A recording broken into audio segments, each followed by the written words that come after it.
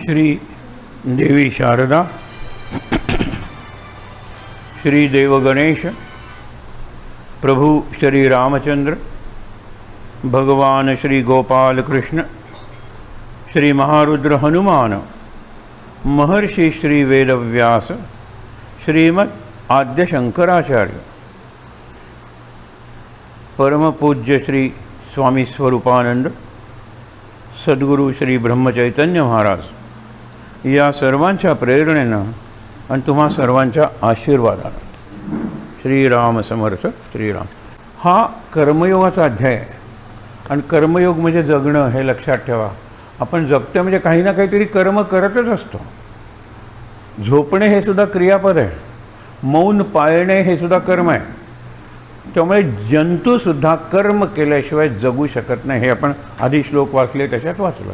म्हणून आपण जास्तीत जास्त ओव्या निवडलेल्या आहेत की ज्या जीवनासाठी आपल्याला उपयोगी पडतील. उरलेले हे जे ओव्या आहेत की ज्या आपल्याला आज सुरू कराव्या लागणार आहेत, कारण इथे अर्धवटच आहे, इथे पूर्ण होतं. ते सगळं संपणार नाही, पण निदान हा दुसरा कागद असू द्या बरोबर एवढंच. सकाळी आपण पाहिलं होतं की अन्नाद भवन्ति, आता यज्ञ सांगितलेला आहे आणि हा जो यज्ञ आहे त्या यज्ञाला फार महत्त्व आहे सांगितलेलं. आता यज्ञाचं महत्त्व म्हटल्यानंतर यज्ञातून पाऊस पडतो का वगैरे असे प्रश्न विचारायचे नाही. ते चक्र आहे ना त्यालाच यज्ञ म्हणलेलं आहे.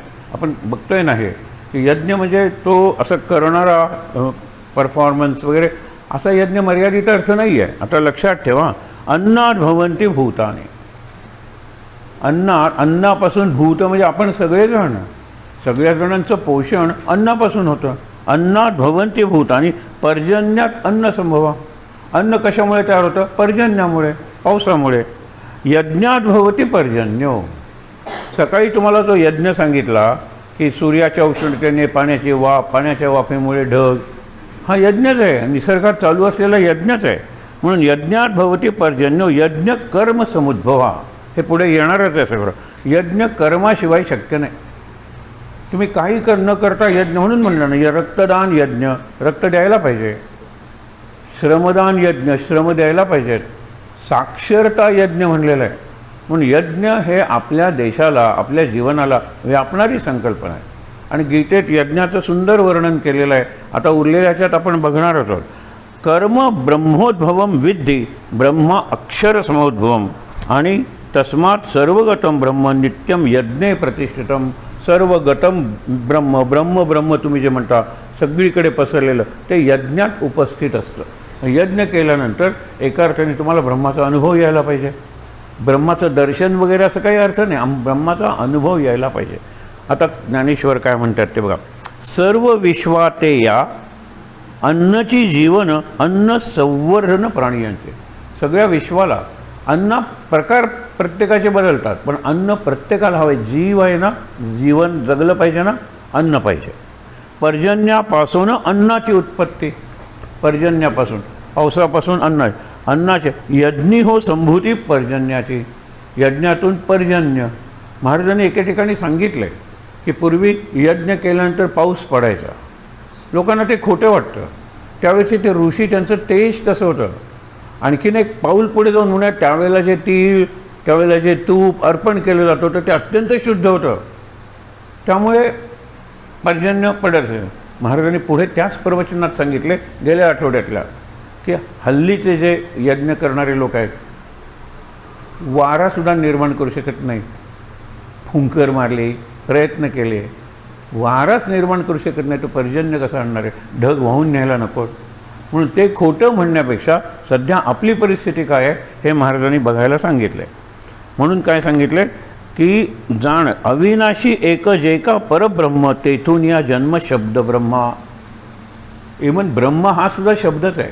आणि शब्द ब्रह्म म्हणजे नाम म्हणूया ना आपण, ओम वगैरे हे सगळे शब्द ब्रह्मच आहे. आणि त्यामुळे काय, शब्द ब्रह्मी धनंजया जाण गोविले संपूर्ण चराचर. हे सगळं चराचर, चर सुद्धा शब्द आहे, अचर हा सुद्धा शब्द आहे. ब्रह्म, ब्रह्मांड, अनंत कोटी ब्रह्मांड हे सगळे शब्द आहेत. आणि त्यांनी काय सांगितले की ऐसे शब्द ब्रह्म म्हणून या कर्माची जो मूर्ती अविनाशी एक जैका परब्रह्म तेथून या जन्म शब्द ब्रह्मा ऐसे शब्द ब्रह्मी धनंजया म्हणजे अर्जुना जाण गोविले संपूर्ण चराचर म्हणून या यज्ञ कर्माची जो मूर्ती तेथे राही श्रुती निरंतर. श्रुती म्हणजे वेद ज्ञान. यज्ञ फार महत्त्वाचा आहे. यज्ञाबद्दल खूप बोलले, आता पुढे बघूया काय म्हणतात ते. एवं प्रवर्तितम चक्रम. कुणी केलं चक्र? ब्रह्मदेवानी हे चक्र सुरू केलं. आणखीन एक चक्राची सहज तुम्हाला गोष्ट सांगतो की ऋषी गेलेले आणि त्यांनी सांगितलं ब्रह्मदेवाला की आम्हाला अशी एक जागा द्या यज्ञ करण्यासाठी, उपासना करण्यासाठी, साधना करण्यासाठी, लेखन वाचन मनन चिंतन करण्यासाठी, जिथे असुरांचा त्रास होणार नाही.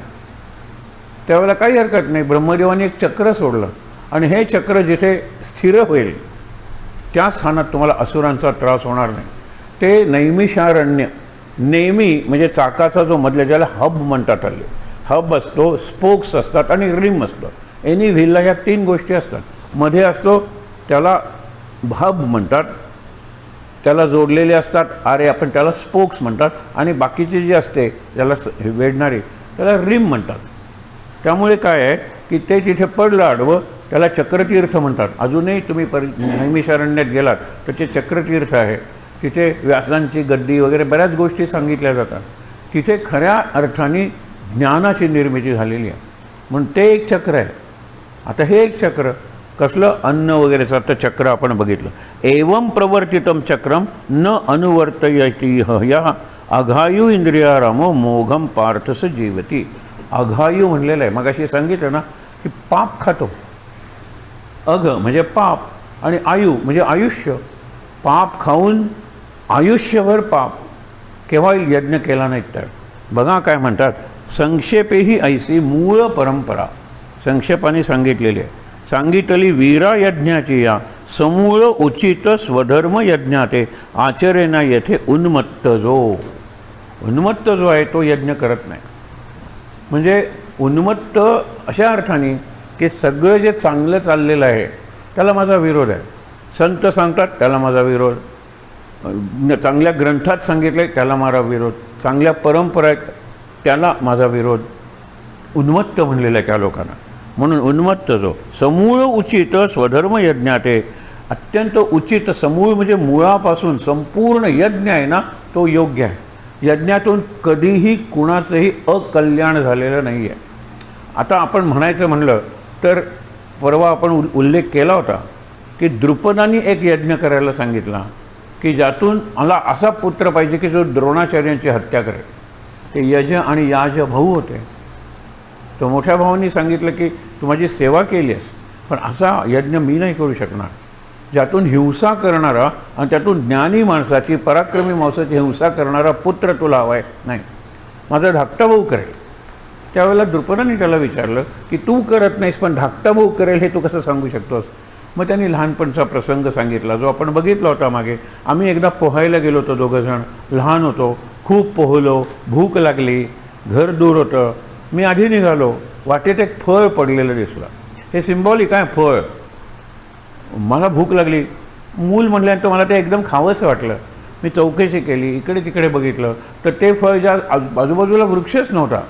मग कोणाचं तरी पडलं असेल टोपलीतून वगैरे. मी सगळ्यांना विचारलं, फळ कोणाचंच नव्हतं. क्षणभर विचार आला हे फळ खावं आणि भूक भागवावी. नंतर मी विचार केला हे फळ माझं नाही आहे एवढं तरी मला माहीत आहे ना. ही चोरी झाली. म्हणून तो निघून येतो. धाकटा भाऊ काय करतोय बघायला मग तो मस्तपैकी फळ खात असतो. तो मस्तपैकी फळ खात असतो. त्यावेळेला तो म्हणतो की तू दुसऱ्याचं फळ का खाल्लंस. तो म्हणतो की मी विचारलं सगळ्यांना अरे झाड वगैरे तिथे नव्हतं. दुसऱ्याचं म्हणजे तुझं नाही. ते फळ तुझं होतं का. नाही ना. तू कष्टाने मिळवलं होतंस का. नाही आहे. चोरी झाली. ती पाप झालं. ते दुसऱ्याचा कोणाचा तरी हक्क. आता ज्याचं पडलं आणि तो जर परत आला त्या जागी तर त्याला ते फळ मिळणार नाही आहे. म्हणजे आपण ज्याला म्हणतो ना परिणामांची चिंता न करता आत्ता आलंय त्याचा उपभोग घ्या. हा माझ्या मग धाकट्या भावाचा आहे. दक्षिणा वगैरे जरा जास्त दे. तो यज्ञ करेल आणि तो यज्ञ करतो. त्यातून पहिल्यांदा याज्ञसेनी द्रौपदी निर्माण होते, प्रकट होते. आणि नंतर तो धृष्टद्युम्न. द्रोणाचार्य हे गुरु असल्यामुळे 5ही पांडव त्यांना मारणार नाहीत हे कृष्णाला माहीत होतं. म्हणून इकडे भीष्माचार्य त्यांचे सेनापती आहेत कौरवांचे, तर पांडवांच्या सेनेचा सेनापती हा धृष्टद्युम्न आहे. कारण त्याच्या हातात सूत्र आहेत आणि शेवटी तोच द्रोणाचार्यांना मारतो. हा पापी यज्ञ झाला, ज्याला तामसी यज्ञ म्हणतात. असा यज्ञ आहे, पण एरवी यज्ञाने कुणाचं अकल्याण होत नाही. त्यामुळे संक्षेपी ही ऐसी मूळ परंपरा सांगितली वीरा यज्ञाची या समूळ उचित स्वधर्म यज्ञाते आचरेना येथे उन्मत्त जो उन्मत्त आहे तो आचरण करत नाही. करोनी कुकर्मे इंद्रिये केवळ लाडावोनी काळं वायावेची. करोनी कुकर्मे इंद्रिये केवळ लाडावतात, वाईट आपल्याला म्हणतात, नको ते खायला आपल्याला बरं वाटतं. म्हणजे हा पदार्थ फार चमचमीत आहे. अगदी पहिल्यांदाच चिप्स आले होते, त्याचं नाव मी सांगत नाही, पण त्या चिप्समध्ये आंबट चव होती, गोड होती, थोडंसं तिखट होतं, खारट थोडंसं होतं, सगळ्या चवी केल्या होत्या. कुठल्या तरी काकाचे चिप्स होते, आता कळलं असेल तुम्हाला. हां, त्यांनी सुरुवात केली चिप्स का जमाना, ही चकचकीत पाकिटं अशी लावून ठेवलेली, त्यापासून सुरुवात झाली. मग सगळ्याच चवी त्यांनी केलं, लाडवली इंद्रिय. मुलाला ते पाहिजे म्हणजे पाहिजे, रडायला लागली मुलं. जत्रेत त्याचा जास्त खप सुरू झाला, पण इंद्रिय लाडवली की काय होतं ते लक्षात ठेवा. त्यांनी काय सांगितलेलं आहे, करोनी कुकर्मे, वाईट काम, कुकर्मे इंद्रिये केवळ लाडावणे आणि काळ वायावेची. काळ मात्र वाया जातो, नको ते करण्याने, नको तो उपद्व्याप करण्याने हे काळ वाया जातो. पुढे अर्जुना तो जाण पातकांची रास अघायू सांगितलं ना, पातकांची रास भार तो भूमीस सर्वथैव. भूमीला भार आहे असा माणूस की जो यज्ञ न करता, काही त्याग न करता, दुसऱ्याला काहीही न देता खातो. सकाळी त्याला काय म्हणलं होतं, चोर, स्तेन म्हणजे चोर. आणि इथे आता म्हणले पातकांची रास. शेळीचे काय, ज्ञानेश्वरांचं उदाहरण चांगलं आहे. शेळी बघितली आपण, त्या शेळीला इथे असे दोन असतात, त्याला शेळीचे स्तन म्हणतात, पण त्यातून काही दूध निघतं का, नाही. अजा गल हा शब्द आहे. आपण मराठीत म्हणतो ना, काय अजा गळ आहेस तू. अजा म्हणजे बकरी, अज म्हणजे बकरा. त्या अजाला इथे जे असतात गळ, त्याचा काहीच उपयोग नाही. तसा तू अजागळ आहेस, काही उपयोग नाही आहे तुझा.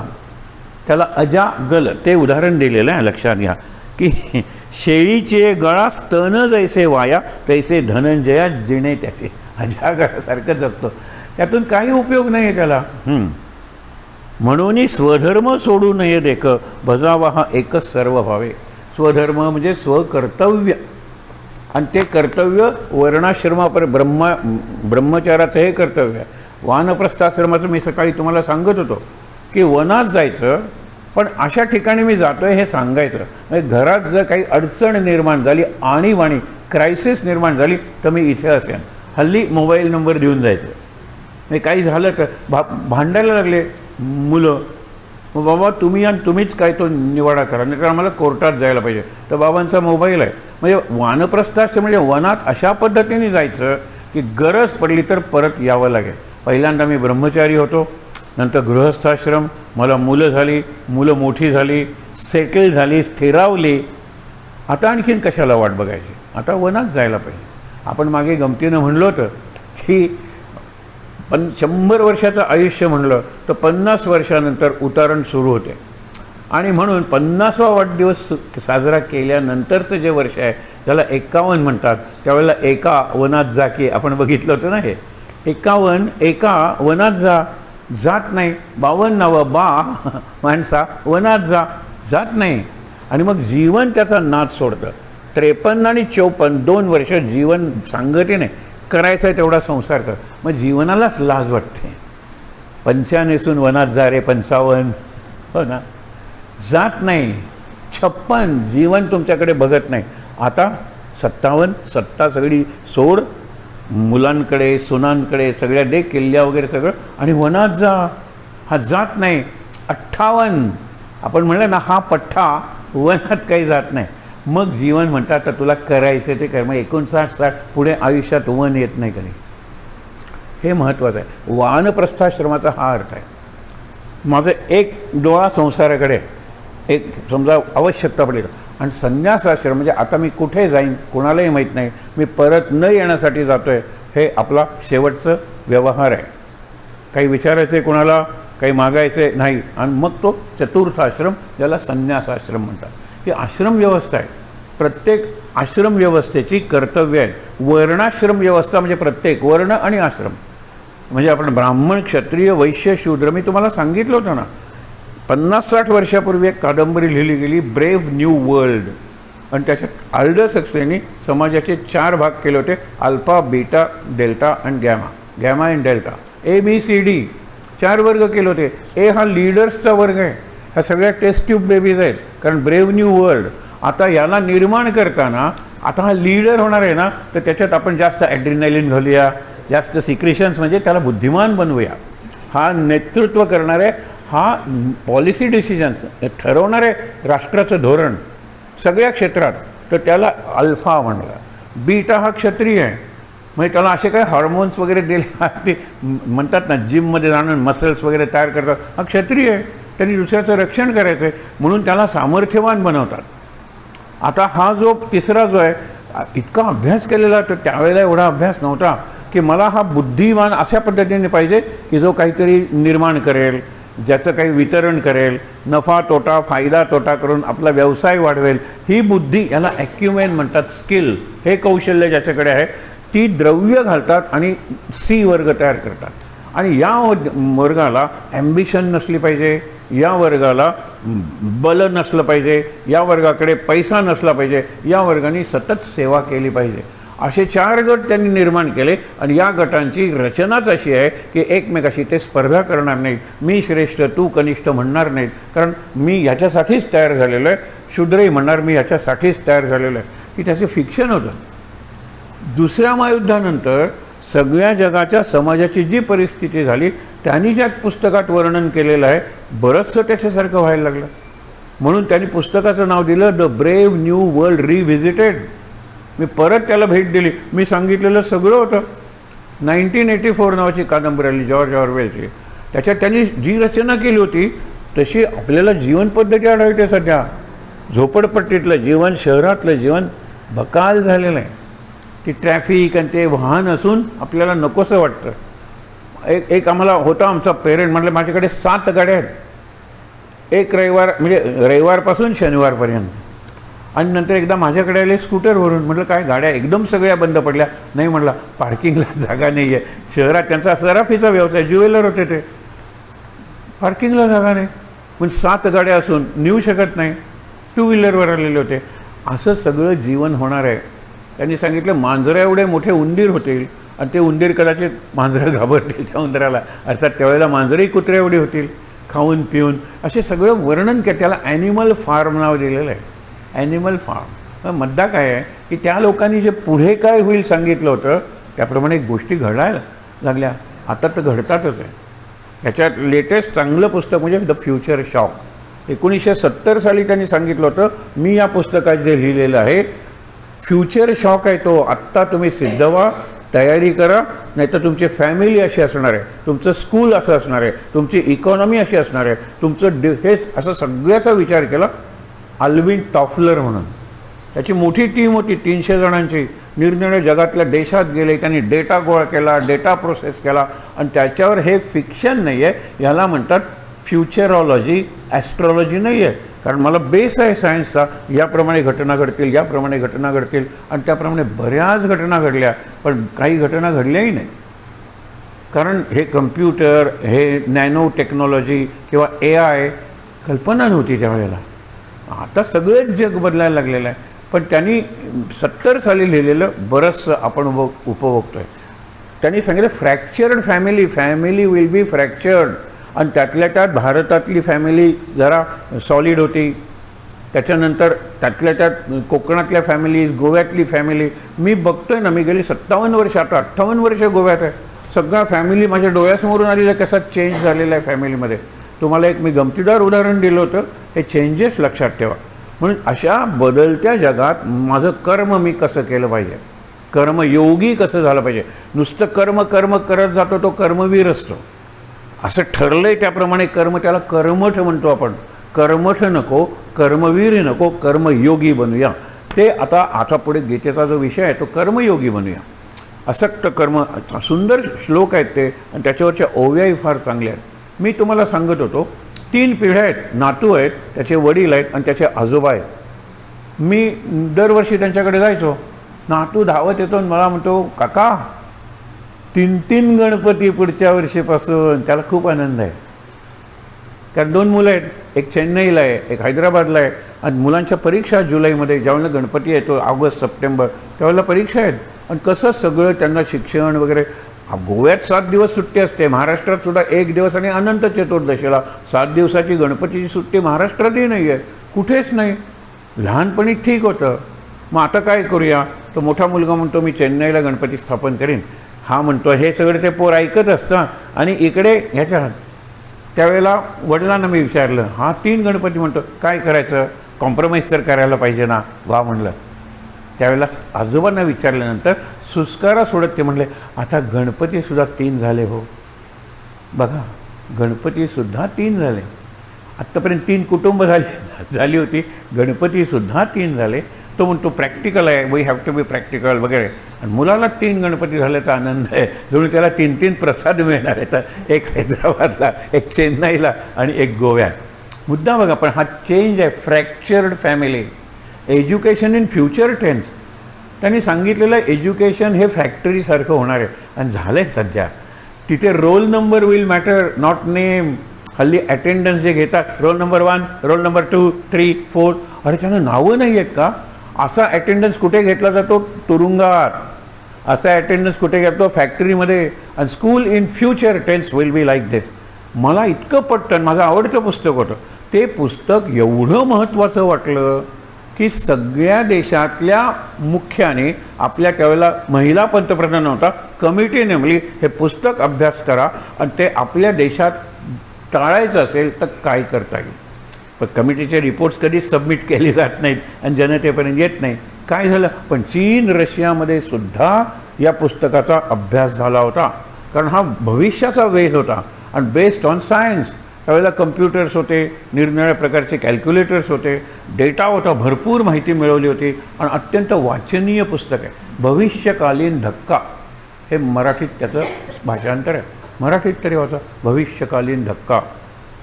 मजा आहे. त्यामुळे काय आहे की सर्व विश्वाते बघितलं आपण. एवं प्रवर्तितम चक्र संक्षेपे. अर्जुना तो जाण शेळीचे गळा, म्हणून स्वधर्म सोडू नये देख, भजावा हा एक सर्व व्हावे. एक स्वधर्म फक्त पाळा आणि स्वतःची कर्तव्य करा.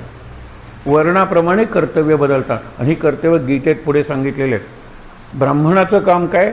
ब्राह्मण जात आणूच नका. तो शब्द वापरतानाच मला लाज वाटते, कारण तुम्ही जातच ठेवणार आहात तुमच्या डोळ्यात. मोठा विचार आहे तो. ब्रिटिशांनी एक फार बरं केलं, जातीला ते ब्राह्मीण म्हणायला लागले. ही इज अ ब्राह्मीण, जात आहे. आणि ब्राह्मण म्हणजे ब्रह्म जाणतो तो, ब्राह्मण एवढा मोठा अधिकार आहे त्याचा. सकाळी तुम्हाला सांगितलं त्यांनी दरिद्रीच असलं पाहिजे. दरिद्री म्हणजे गरीब असलं पाहिजे. त्याच्या घरी 18 विश्वे दारिद्र्य. 18 विश्व कुठली आहेत? तर 18 विसे, 20 गुणिले 18 = 360. 360 दिवस त्याच्या घरी दारिद्र्य आहे, म्हणजे वर्षभर दारिद्र्यच आहे.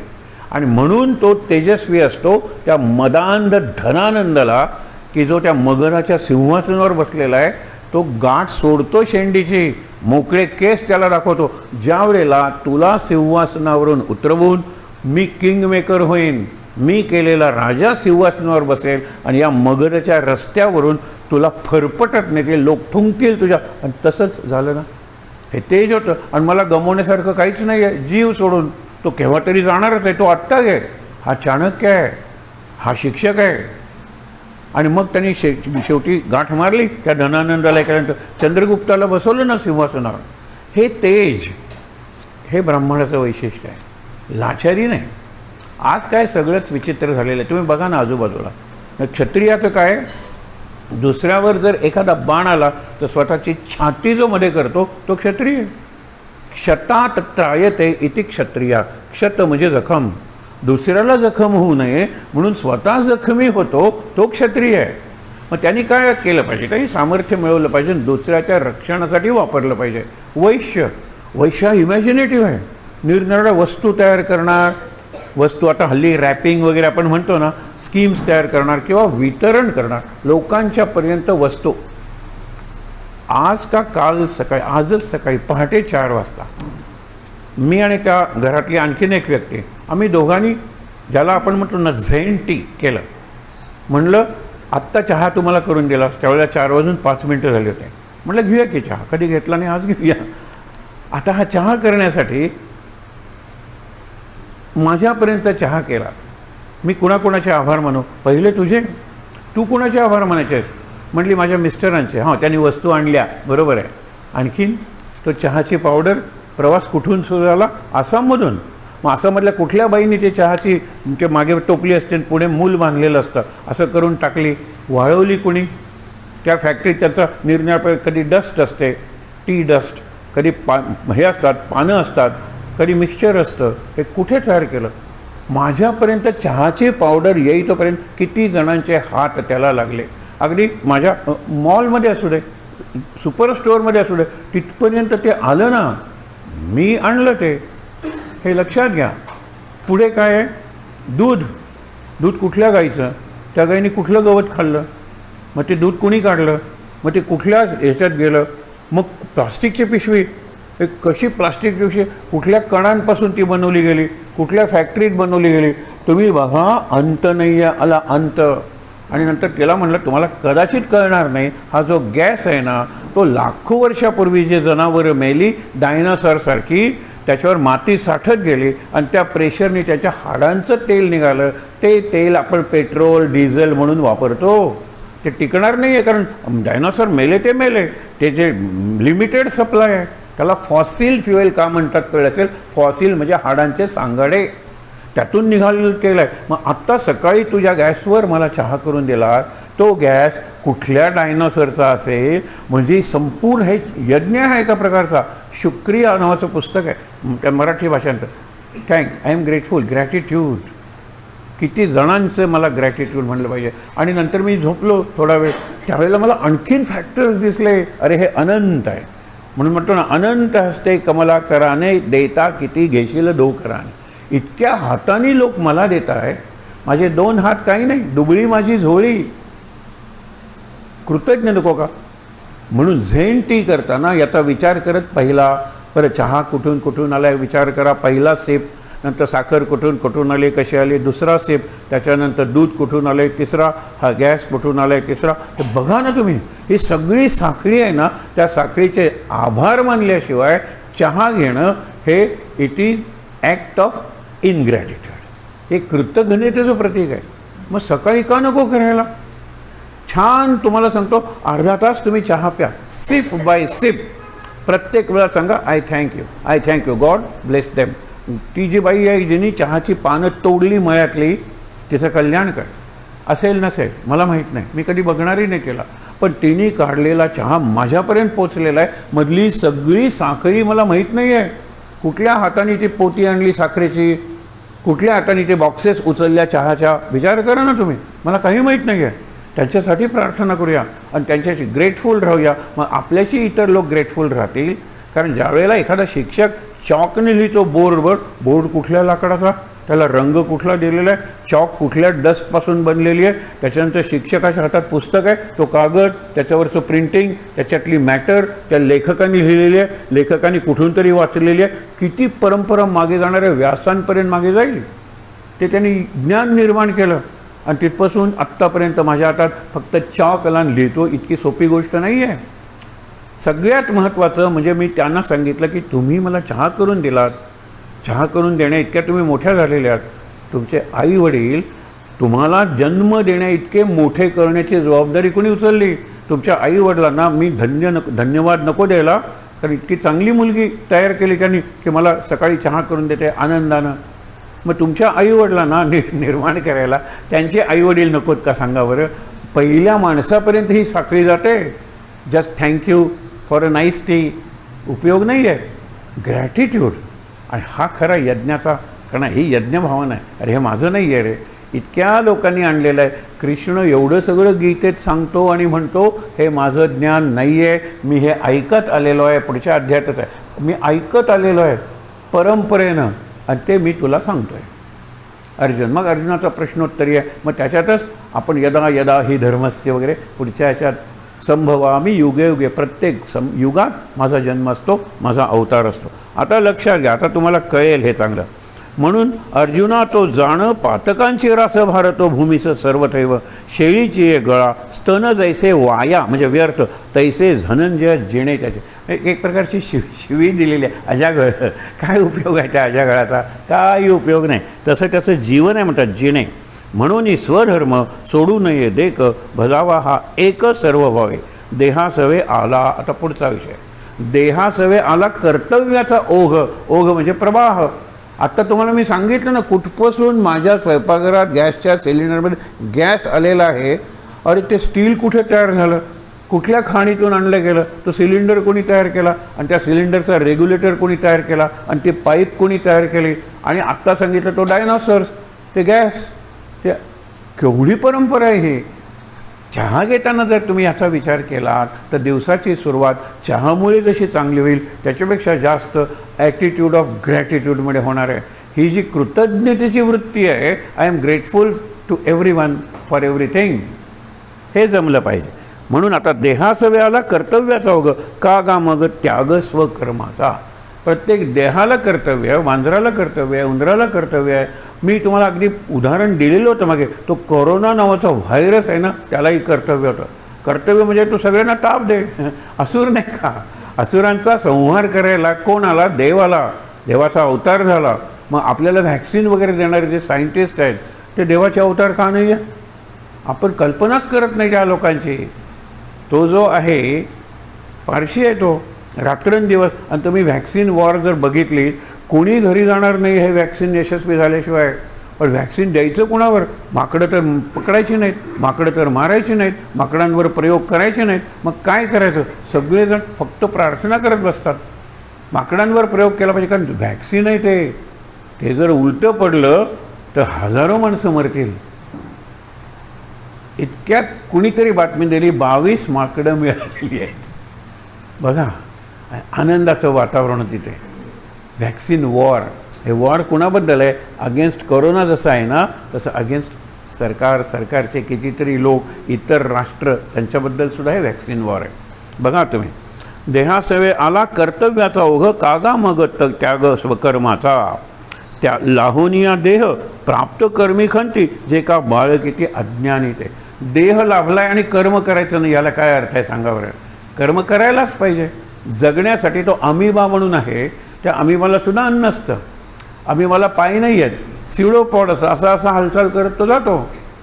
त्यालासुद्धा एक कॅव्हिटी आहे, त्यालासुद्धा एक न्यूक्लियस आहे, केंद्र आहे. त्याला कर्म करावं लागतं अन्नासाठी. माणूस अन्नाच्यावर विचार करू शकतो. Man does not live by bread alone. मग काय? मग जॅम ॲड करा, चटणी सँडविच करायला ॲड करा. आणखीन काय? थांबत नाही ब्रेडच्या ठिकाणी माणूस.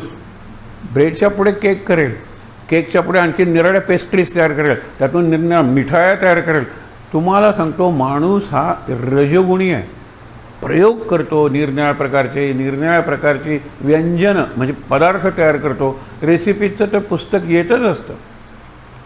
काल मला कोणीतरी सांगितलं का, म्हटलं लग्न झाल्यानंतर काही पुस्तक वगैरे तुला लिहिलं का? माझ्या मनात रुचिरा होतं खूप मागचं. म्हटलं रुचिरा तिला मागवून देऊया. ती म्हणाली विष्णुली रसोई, हे हॉटेल आहे, त्याची चेन आहे. हा नागपूर साहेब विष्णू म्हणून, विष्णुली रसोई, त्यांनी पुस्तक काढलं आहे. म्हटलं आता रुचिराला विचारायला कोण विचारणार आहे? त्याच्या ओगले आहेत मला वाटतं. त्यांनी पहिल्यांदा सांगितलं की कोंड्याचा मांडा करून मी माझं कुटुंब वाढवलेलं आहे. म्हणून माझ्या याच्यात तुम्हाला कोंडा जो चाळलेला असतो त्याचंसुद्धा थालपीठ कसं करायचं. तुमचे जर एक भाजी उरलेली आहे, थोडी आमटी उरलेली आहे, ते उरलेलं आहे, भाकरी उरलेली आहे, भात, ते सगळं एकत्र करून हल्लीच्या भाषेत पिझ्झा कसा तयार करायचा, हे सगळ्या गोष्टी सांगितलेल्या आहेत. वाया काही घालवायचं नाही, पहिली गोष्ट म्हणजे. आणि गरीब असल्यामुळे प्रत्येकाचा कल्पक उपयोग करायचा. यूज युअर इमॅजिनेशन वापरा. तसं ते पुस्तक आहे, खूप गाजलं. आणि खरं मला जी भावना आवडली, त्याचे जे कोणी वाचत नाही, एकदम वाचायला सुरुवात करतात. नेवऱ्या तितक्या प्रकारच्या, मला आता नेवऱ्या करायच्यात म्हणून, मला नाही असं प्रत्येकाला. तिचं जे मनोगत आहे ना ते कुणीच वाचत नाही. प्रस्तावना आहे ना ती कुणीच वाचत नाही. ते रेकॉर्ड ब्रेक आवृत्त्या निघालेल्या त्या पुस्तकाच्या नावाप्रमाणे रुचिरा आहे ते. म्हणून लाहोनिया देह प्राप्त कर्मी खंती. खंत कशाला कर्माची? करा ना तुम्ही. लग्न झालंय ना तर तू पत्नीचं कर्तव्य कर, तू पतीचं कर्तव्य कर. मुलं झाली ना मग पालकांची कर्तव्य करा, पालकांचे. आणि पालक याचं शब्द स्त्रीलिंग पालिका आहे. पालिका म्हणल्यानंतर तुम्हाला नगरपालिका वाटतं म्हणून आम्ही वापरत नाही. वी यूज पालक ॲज कॉमन जेंडर. पालक म्हणजे फादर आणि पालिका म्हणजे मदर. दोघांची कर्तव्य निराळी नाही का झाली? आणि आता म्हणतात दोघंही नोकरी करतात पण कर्तव्य इंटरसेप्ट झालेले आहेत. मुलाला वाटून देतात की मग सोमवारी मी त्याला पोचवेन, आणायला जाईन, मंगळवारी तू पोचवायचं. दोघांच्याकडे वाहनं आहेत. करतात ते मुलासाठी, एवढं सगळं करतात मुलांसाठी. हे कर्तव्य आहे. आत्मस्वरूपीचं जो का रममाण असे परिपूर्ण अखंडित. आत्मस्वरूपी आपल्याला माणसालाच फक्त होत आहेत. कुत्र्याला काय आत्मा म्हणजे कळणार आहे सांगा बरं? काही कळणार नाही. बरं कुत्र्याला कुठली भाषा असणार आहे की त्याच्यातून विचार देता येतील? भाषेतून विचार देता येतात. म्हणून मागे तुम्हाला वाक्य सांगितलं होतं, आज पुन्हा विचार करा. माणसाने निरनिराळी साधनं निर्माण केली. मशीन हे एक साधन आहे. मग गॅजेट, डिव्हाइस, कुठलाही शब्द वापरा, टूल साधन आहे. पैसा हे साधन आहे. आम्ही त्याला साध्य समजतो, ती चूक करतो. माध्यम आहे ते. एकमेव माणसाने निर्माण केलेलं टूल लँग्वेज नावाचं, that has educated it's maker or master. भाषेने आपल्याला संपन्न केलेलं आहे. भाषेमुळे आपल्या जीवनात संस्कृती, संस्कृत, सुसंस्कृत असा भाग आलेला आहे. विचार करा ना तुम्ही, भाषा नसती तर काय? किती भाषेमुळे सगळं. विज्ञानाला भाषा लागते, मॅथमॅटिक्सला भाषा लागते, क्रीडा वगैरेला भाषा लागते. भाषेशिवाय आपला कुठला व्यवहार होतो? आणि म्हणून सांगितलेलं आहे की आत्मस्वरूपीचं जो का रममाण, आतमध्ये जो रममाण झालेला, रममाण म्हणजे रमलेला आहे त्याला बाहेर. म्हणून तुम्हाला परवा उदाहरण सांगितलं होतं की तो मार्कंडेय ऋषी एवढ्या पाण्यात उभा आहे, सगळीकडे प्रलय झालेला आहे, सगळी झाडं पर्वत सगळं पाण्याखाली गेलेलं आहे, ज्याला जलप्रलय म्हणतात. Water water everywhere. मी वाचलेलो आहे. कारण का? ब्रह्माला माझ्याकडून नवीन सृष्टी निर्माण करून घ्यायचे, हा अहंकार. खूप मोठी कथा आहे. इतक्यात त्याला दुरून काहीतरी वाहत येताना दिसतं. तो म्हणतो हे पान दिसतंय, पण झाडच नाही, सगळंच जर बुडलेलं आहे तर हे पान कुठून आलं? मग पानावर त्याला हालचाल दिसते. मग कुठला क्रिचर, कुठला तरी प्राणी आहे. ते पान जवळ आल्यानंतर एक लहान मूल आहे. लहान मुलं. हे लक्ष. आत्मरममाण म्हणजे काय लक्षात ठेवा. आपल्याच पायाचा अंगठा आपल्याच हातात घेऊन आपल्याच तोंडात घालून इतक्या मजेत पडलेला आहे, आनंदात बुडबुडे उडवते.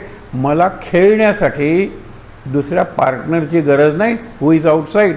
मला खेळण्यासाठी टॉईज म्हणजे खेळण्याची गरज नाही आहे. मला खेळण्यासाठी ग्राउंड नको आहे. बालमुकुंद मनसा स्मरामी. मी हा बालमुकुंद जो आहे कृष्ण, त्याचं स्मरण करूया. वटस्य पत्रस्य पुटे शयानम. वडाच्या पिंपळाचं असतं ते, पण वट म्हणजे मोठं झाड. पिंपळाच्या पानावर ही आत्ममग्न लीला करणारा जो बालमुकुंद छोटा कृष्ण आहे, त्याचं मी मनात स्मरण करतो, मानसपूजा करतो. बालम मुकुंदम. आता पुढे बघा ना, लावण्य. आत्मस्वरूपीचं जो का रममाण असे परिपूर्ण अखंडित. तो परफेक्ट आहे, परिपूर्ण अखंडित, पण तो आत्मज्ञानात रमलेला असला पाहिजे. आत्म्यात. त्याला शब्द तुम्हाला सांगतो. पहिल्यांदा एक शब्द आहे आत्मक्रीड, स्वतःबरोबरच खेळतो आणि आनंदात आहे. आत्मरत, स्वतःबरोबरच रत म्हणजे रममाण झालेला आहे तो. त्याच्यानंतर आत्ममग्न, आतच तो मग्न झालेला आहे. आत्मकेंद्री, आतमध्ये जाणार आहे तो. आणि सगळ्यात आत्ममिथुन. एरवी मिथुनाचं सुख घेण्यासाठी स्त्री पुरुष, मेल फिमेल, नर मादी एकत्र यावे लागतात, पण ह्याला त्याचीही गरज नाही आहे. आत्ममिथुन हे सगळे उपनिषदातले शब्द आहेत. असं व्हायची तुला क्षमता असताना बाहेरची साधनं, बाहेरचं विश्व किती रमतोस त्याच्यात. संसार बाहेरचा आहे, आवश्यक आहे, त्याशिवाय सृष्टीची परंपरा चालणार नाही. पण किती रमणार आहेस त्याच्यात. आत्मरममाण. रमायचं तर आत रम, हे लक्षात ठेवा. देखे तोची एक कर्मे नव्हे लिप्त. आत जो रममाण झालेला आहे त्याला कर्म लिप्त म्हणजे लेप चढत नाही कर्माचा. आपण कृष्णाचं उदाहरण बघितलेलं आहे, तुकारामाचं उदाहरण बघितलेलं आहे. कृष्ण कशालाही चिकटत नाही, काहीही कृष्णाला चिकटत नाही. नथिंग स्टक टू कृष्ण आणि कृष्ण स्टक टू नथिंग. कशालाही चिकटलेला नाही आहे तो. सगळ्यात उत्कृष्ट उदाहरण बासरीचं दिलं जातं. रुक्मिणी म्हणते तुमच्या बासरीबद्दल खूप ऐकले, एकदा वाजवून दाखवा ना. त्यावेळेला म्हणतो, रुक्मिणी अगदी खरं सांगतो तुला, बासरी कशी धरायची मी विसरून गेलेलो आहे. ज्यावेळेला मी ते गोकुळाची सीमा सोडली त्यावेळेला शेवटची सखी मला जी पोचवायला आली गोपी, त्या सीमेवर मी जी बासरी ठेवली ते बासरीचं विसर्जन होतं. विसर्जन न करता आपण अल्बम तयार करतो. हा कसला मित्रांचा अल्बम, हा शत्रूंचा अल्बम, हा ऑफिसचा अल्बम, हा क्लबचा अल्बम, अल्बम अल्बम अल्बम. अरे विसरून जाऊया की आपण या क्षणात जगायचं असेल ना. आणि खरं प्रत्येक क्षण युनिकच असतो. You cannot compare your self. 5 वर्षापूर्वी काय चांगलं होतं याला अर्थ नाही. फक्त हुंदके आणि उसासे काय टाकणार, सॉंग्स आणि क्राईज. गेला काळ बरा होता, हे बरं होतं, ते बरं होतं म्हणू नका. हा क्षण मी एन्जॉय करणार आहे. Procession and celebration. Procession at this moment माझी यात्रा निघालेली आहे आणि ती आनंद यात्रा आहे, शोभायात्रा आहे. प्रोसेशन आहे आणि सेलिब्रेशन म्हणजे उत्सव आहे. प्रत्येक क्षण हा शोभायात्रा आहे, मिरवणूक आहे सोप्या भाषेत. आणि प्रत्येक क्षण ही साजरा करणारी दिवाळी आहे. साधू संत तेच म्हणतात. आणि म्हणून तो तुकाराम म्हणतो की आता मी उपकारापुरता, तुका म्हणे आता उरलो उपकारापुरता. कारण का, की आपुले मरण पाहिले म्या डोळा. मी माझं मरण बघितलेलं आहे. माझं मरण म्हणजे माझ्या सगळ्या दोषांचं मरण, काम क्रोध वगैरे अतिरिक्त जे आहेत ना, मी मरण बघितलं. अरे अरे हा काम जळून गेला, बरं झालं. हा क्रोध जळून गेला, आता मला राग येतच नाही. अरे हा लोभ, अरे हा जळून गेला, हे मरण आहे. पाहिला मग झाला तो 16 अनुपम. कुणी असं मरण बघितलेलं नसेल, मी बघितलं आहे तो म्हणतो. आणि आता तरी मी जिवंत आहे ना. तुका म्हणे आता उरलो उपकारापुरता. आता मी दुसऱ्यासाठी जगतोय, माझ्यासाठी जगत नाही आहे. हा फार महत्त्वाचा अनुभव आहे. पुढे काय लक्षात घ्या, तोची म्हणून कर्मे नव्हे लिप्त. लिप्त म्हणजे लेप, कर्माचा लेप लागत नाही, बंधन. वावरोनी तेथ देहधर्मी की तो सर्वथैव पावे समाधान होता आत्मज्ञान अंतर्यामी.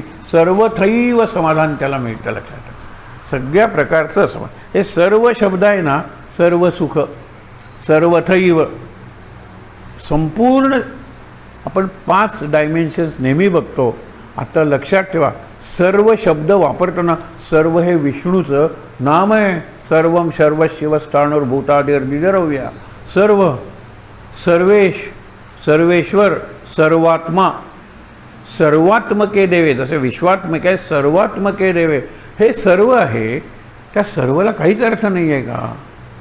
आणि म्हणून 5 सर्व म्हणजे सर्व काळी. मला काल आनंद मिळाला होता या वस्तूने, आता वस्तू जुनी झाली. म्हणून मागे उदाहरण दिलं होतं एका पुस्तकाचं, लग्नानंतरचं पहिलं वर्ष. त्यांना आवृत्ती काढावी लागली किर्लोस्करांना, किर्लोस्कर प्रेसला.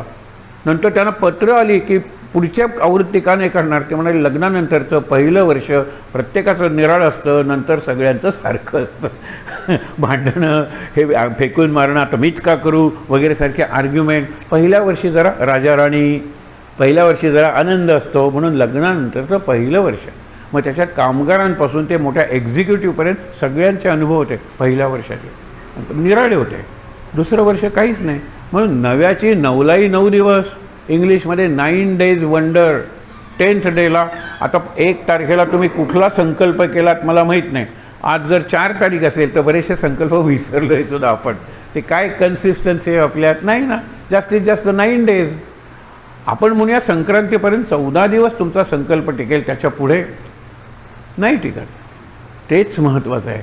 मग पुढे गेलेली माणसं, संकल्प म्हणजे संकल्प, त्यांना संकल्पाचं अनुसंधान म्हणजे कायम स्मरण असतं. ते नाही म्हणजे नाही. एकाने अत्यंत चांगले संगीत क्षेत्रातले वगैरे, त्यांना मी म्हणलं की हा वांटेचा पेढा आहे, घेतला असतो, मी महाराजांचा अनुग्रहित आहे, पण वर्षभर मी गोड खाणार नाही आहे आई गेल्यापासून. म्हणलं गोड मानून घ्या, हा महाराजांचा प्रसाद आहे आणि महाराज ही माऊलीची माऊली आहे. मग त्यांनी खाल्ला प्रसाद. पण त्यांना भान आहे गोड काही खायचं नाही. साधा पेढा दिला ना तरी त्यांना आठवण आहे आई गेल्याची. वर्षभर तिचं वर्ष श्राद्ध झालं की मग नंतर मी खाणार आहे. हे अनुसंधान आहे ना, ह्याला रिझोल्युशन म्हणतात, याला संकल्प म्हणतात. लगेच विसरायचं आणि खाल्ल्यानंतर बटाटेवडा खाल्ल्यानंतर म्हणायचं अरे आज संकष्टी नाही का. कशाला, खाल्ल्यानंतर तुम्हाला उपास आठवतो. माझा एक मित्र होता, शुक्रवारी रात्री म्हणायचा उद्या शनिवार. तुला कसं कळलं रे. पोटाने सांगितलं म्हणला. पोटात माझ्या सिक्रिशन्स असे होतात ऑन फ्रायडे की झोपतानाच मला कळतं उद्या उपास करायचा आहे, उद्या शनिवार आहे, उद्या मारुतीच्या मंदिरात जायचं आहे, उद्या भीमरूपी म्हणायचे. हे सगळं हे संकल्प आहे. आतून आठवण झाली पाहिजे ना, बाहेरून लोकांनी कशाला आठवण करून द्यायची. बघा, आतून आठवण झाली पाहिजे, आतून आस आली पाहिजे. परीक्षा जवळ आलेल्या अभ्यासाला मी तुम्हाला उदाहरण दिलेलं आहे. हा प्रवाह आहे कर्माचा की परीक्षा अरे महिन्यावर आलेली आहे, अभ्यास कर. नाही करत, बाळ उठत नाही. पहिल्यांदा कोण उठवतं म्हणता आई उठवते प्रेमाने, बाया उठ रे बाबू, उठत नाही तो. नंतर वडिलांचं उठवणं म्हणजे अख्खं झू असतं. घोड्या उठ, गाढवा उठ, पुढची जनावरं मी सांगत नाही. आणि ते पोर एक दिवशी आईला विचारतं, आई मी जर गाढवा असेल तर बाबा कोण? बाबा कोण? साधा प्रश्न आहे ना. म्हणून घरात मुलाला गाढव म्हणणं म्हणजे बाप गाढव आहे. आणि शाळेत उल्लू का पठ्ठा, तो त्याला म्हणतो की तू उल्लू म्हणजे मूर्खाचा शिष्य आहे. मूर्ख कोण आहे इथे? मी मूर्ख आहे. उल्लू का पठ्ठा जो म्हणतो वो उल्लू आहे, पठ्ठा शिष्य आहे. आपण विचारच करत नाही बोलताना. आणि म्हणून त्यांनी सांगितलेलं आहे की आजोबा आता तो उठत नाही ना, आता मी उठवतो. आता त्यावेळेला 15 दिवसावर परीक्षा आलेली असते. आजोबा बाळा बाबू माझा गोडू वगैरे काहीतरी म्हणतात, उठत नाही. आजोबा 5 मिनटं म्हणून तो परत झोपतो, तो झोपतोच. आजी उठवते, त्याच्यापेक्षा जास्त प्रेमाने. आणि नंतर सगळेजण आशा सोडतात. परीक्षा 7 दिवसावर येते. आता काही केले तरी त्याला अभ्यासाला बसवणारच म्हणून आई आणि बाबा दोघंजण जातात. त्यावेळेला त्याच्या खोलीत प्रकाश दिसतो. जरा जवळ गेल्यानंतर तो अभ्यास करतोय. अरे ह्याला कोणी उठवलं? अलार्म वगैरे सगळं फेल झालं होतं. तो म्हणाला आतून कोणीतरी सांगितलं परीक्षा जवळ आलेली आहे, उठ आणि अभ्यास कर. आतून कोणीतरी. आणि ज्यावेळेला मी अलार्म लावतो त्यावेळेला आतच मी अलार्म लावलेला असतो. तो बाहेरच्या अलार्मचा मला काही उपयोग नाही. आपण टप्पू मारतो आणि विसरतो. माझ्या एका मित्राची गोष्ट मागे सांगितली होती ना, अत्यंत बुद्धिमान. आम्ही सकाळी पहाटे उठून अभ्यास करायचो, हा कधी उठायचा नाही. आणि त्यांनी आपल्या खोलीवर लिहिलेलं होतं, तुम्ही परीक्षा जवळ आलेली आहे, कमी झोपणारा तर तुमची झोप इथे डिपॉझिट करा. म्हणजे मी झोपतो तुमच्याऐवजी, मी तुम्हाला परीक्षा झाल्यानंतर तुमची झोप परत देईन विथ इंटरेस्ट. म्हणजे काय मला माहीत नाही, पण त्यांनी लिहिलं होतं त्याच्या खोलीवर. हॉस्टेल म्हणजे गंमत असते होती सगळी. म्हणला अरे आणि तो बिचारा गेला, मला वाईट वाटतं. अत्यंत बुद्धिमान आमच्यातला. तो म्हणाला की मला टेन्शन येत नाही असं तुम्हाला वाटतं का? मी 4 वाजता लावला होता गजर, 8 वाजता उठलो. खरंच टेन्शन नाही आहे.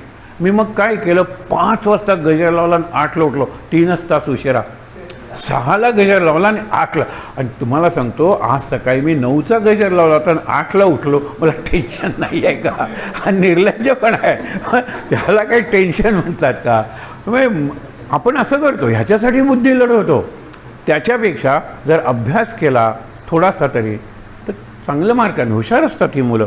मग इथे कशाला सांगितलेलं आहे, देखे तोची एक कर्मे नवे लिप्त वावरोनी येथ देहधर्मे की तो सर्वथैव पावे समाधान होता आत्मज्ञान अंतर्यामी. आत्मज्ञान झाल्याशिवाय समाधान नाही. आणि समाधान झाल्यावर आत्मज्ञान जवळ येतं. आत्मज्ञान फार मोठा शब्द वाटेल. मी कोण आहे हे कळलं पाहिजे. मी कोण आहे? मी माणूस आहे. म्हणजे काय? शंकराचार्यांनी सांगितले, उठल्याबरोबर तुम्ही डोळे मिटान सांगा मी सामान्य माणूस नाही आहे, मी आत्मा आहे. म्हणजे काय मला कळत नाही, पण मी सामान्य माणूस नाही. कळलं? मी 5-5.5 फूट उंचीचा माणूस नाही आहे. हे 10,000 15,000 पगारवाला मी नाही आहे. त्याच्यापेक्षा मी कोणीतरी श्रेष्ठ आहे हे स्वतःला सांगा. त्याला मराठीत रामदास म्हणतात, प्रभाते म्हणी रामचिंतित जावा, पुढे वै खरी तो अमय राम आधी वदावा. पण आधी सकाळी उठल्यानंतर चिंतन करा. गादीवर बसा महाराज म्हणतात, चूळ भरायला सुद्धा गेला नाही तरी चालेल, पण उठून विचार करा मी कोण आहे. मी माणूस आहे, म्हणजे जनावरांपेक्षा श्रेष्ठ आहे एवढं तरी मला कळलं ना. म्हणून मगाशी जे तुम्हाला त्या 5 गोष्टी सांगत होतो त्याच्यात सर्व स्थळी मला ध्यास असला पाहिजे की मी माणूस आहे, मी उपासना करेन, मी अभ्यास करेन, मी रियाज करेन, मी तालीम करेन. हे प्रत्येक निर्णय क्षेत्रातले शब्द आहेत. मी प्रॅक्टिस करेन क्रिकेटचं. विचार करा, तरच मी कुणीतरी मोठा होणार आहे. मागे उदाहरण सांगितलं होतं की सचिनच्या भावानी वगैरे लिहिलं होतं त्याच्या चरित्रात की त्याच्या शेजारी झोपायला आम्ही तयार नसायचो, कारण झोपेत सुद्धा त्याचं फुटवर्क चालू असायचं, ज्याला आपण लाथा म्हणतो. झोपेत सुद्धा त्याचं फुटवर्क चालू असायचं, म्हणून त्याच्या शेजारी झोपायला नको बाबा. हात वगैरे चालायचे, बॅट वगैरे, इतकं त्याचं झालेलं होतं एकरूप तरच शक्य आहे मोठी ती उंची गाठणं. आणि आता परत सगळेजण सांगायला लागले, मध्यंतरी निरनिराळी नावं कशाला घेऊ, आपल्याच देशातले लोक आले, तो सगळी सचिनची रेकॉर्ड्स मोडणार. रेकॉर्ड्स मोडणं म्हणजे केवळ 100 सेंचुरीज काढणं आहे का 121 सेंचुरी? त्याला प्रश्न विचारला. तो म्हटला, I would love to see that person who will break my record, but I pray to God he should be an Indian. मला आनंद होईल माझं रेकॉर्ड मोडल्यानंतर तो भारतीय असायला पाहिजे असं मला वाटतं. उद्या परकीयाने माझं रेकॉर्ड मोडू नये. I think great in that. हा भाव आहे. म्हणून म्हणतो तुम्हाला की त्यांनी काय सांगितलेलं आहे, देखे तोची एक कर्मे नव्हे लिप्त वावरोनी येथं देहधर्मी. म्हणजे देहधर्म सगळ्या माणसांसारखा वागतोय तो काही त्याला मोठी शिंग आहेत किंवा त्याला मोठी प्रकाश काही नाही, सामान्य माणसासारखा आहे. आणि तुम्हाला जर वाटलं आपल्यात काहीतरी असामान्य आहे तर तुमच्यावर जास्त जबाबदारी आहे सामान्यांसारखं दिसायचे. अलौकिक न होवावे लोकांप्रती. लोकात वावरतात लोकांसारखे वागा. मी कोणीतरी मोठा आहे म्हणू नका जरी मोठे असला तरी, कारण शेवटी सगळ्यांच्यात तोच आत्मा आहे. कोणाला आत्म्याची जाणीव आहे, कोणी त्याच्यासाठी अभ्यास करतं आहे, कोणी करत नाही आहे. पण आत्मा आहे हो. आत्मा त्या कुत्र्याच्यात आणि मांजराच्यात सुद्धा आहे. त्या येऊनीच अशा आहेत की त्यांना कर्मच करणं शक्य नाही आहे, म्हणून पापही करत नाहीत आणि पुण्यही करत नाही. मागे तुम्हाला वॉल्ट व्हिटमनची कविता सांगितली होती ॲनिमल्स नावाची. पहिल्यांदाच तो प्रश्न विचारतो, कधी गाय वगैरे तुम्हाला गुडघे टेकून आकाशाकडे शिंग करून देवाची प्रार्थना करताना बघितली आहेत? नाही, कारण गाय पाप करत नाही, पुण्यही करत नाही. हे लक्षात घ्या. पाप आणि पुण्य फक्त माणूस करू शकतो, देवही करू शकत नाही. पुण्य भोगण्यासाठी तुम्ही स्वर्गात जाता आणि पुण्य भोगून संपलं की पुन्हा पृथ्वीवर येता. राक्षसांच्या बाबतीत तर काही प्रश्नच नाही. हिंसा हिंसा हिंसा. माणूस सैतानी होऊ शकतो आणि संतही होऊ शकतो. वाल्याचा वाल्मिकी उदाहरण लक्षात ठेवा. म्हणून सगळ्या स्थळी मी सतत कर्म करत असलो पाहिजे, जाणीव ठेवून की मी माणूस आहे, मला मुक्त व्हायचं आहे. सगळ्या काळी, सगळ्या वस्तूंच्यात, सगळ्या कृतीत आणि जीवनातल्या सगळ्या प्रसंगात या 5 गोष्टी सगळीकडे लावा. जेव्हा सर्व शब्द वापरा. सर्व म्हणजे सर्व काळी, सर्व म्हणजे सर्व स्थळी, सर्व म्हणजे सर्व चर अचर म्हणजे सजीव आणि निर्जीव वस्तूंच्या बरोबर असताना. आता हा सत्संग आहे. तुम्हाला काय वाटतं ह्याच्यामुळे सत्संग आहे? ह्याच्यामुळे नाही आहे. तुम्ही खुर्चीवर बसलात त्यामुळे नाही आहे. खाली बसायला लागल्यानंतर गुडघे दुखायला लागले असते, पाठ, काय लक्ष देणार होतात तुम्ही? म्हणून सत्संगाला जिवंत लागतात, साधनही लागतात. त्या सगळ्यात परमेश्वर आहे. माझं एवढं वजन 2-2 तास सहन करणारी खुर्ची किंवा ते जमखान, त्याच्यात परमेश्वर नाही आहे. परमेश्वर म्हणजे काय बघणार तुम्ही? 4 तोंड, इतके हात नाही आहे. उपयोगाच्या दृष्टीने बघा. म्हणून फंक्शनली एव्हरीथिंग इज डिव्हाइन. प्रत्येकात देव आहे. फंक्शनली स्पीकिंग कार्यच प्रत्येक गोष्टीचं ते आहे ना. माणूस एक वेळ व्हिलन होऊ शकेल. अग्नीने आग लागली, अग्नीने इतकी माणसं मेली परवा. अग्नीला व्हिलन म्हणणार तुम्ही? तुम्ही शाप की वरदान, टी व्ही शाप की वरदान. कन्क्लुजन काय असतं? टी व्ही शापही नाही, वरदानही नाही, ती एक वस्तू आहे. कसा वापरायचा तो ठरवणारा माणूस आहे. माणूस ठरवतो तो शाप आहे का वरदान आहे. कितीतरी आता इतकं मोबाईलमध्ये सगळं आहे, पण तो वापरून अनेक गोष्टी करणारी मंडळी आहेत आपल्याला, चांगल्या गोष्टी, पण तो वापरून वाया जाऊन स्वतःचा आत्मनाश करून घेणारी मंडळी आहे.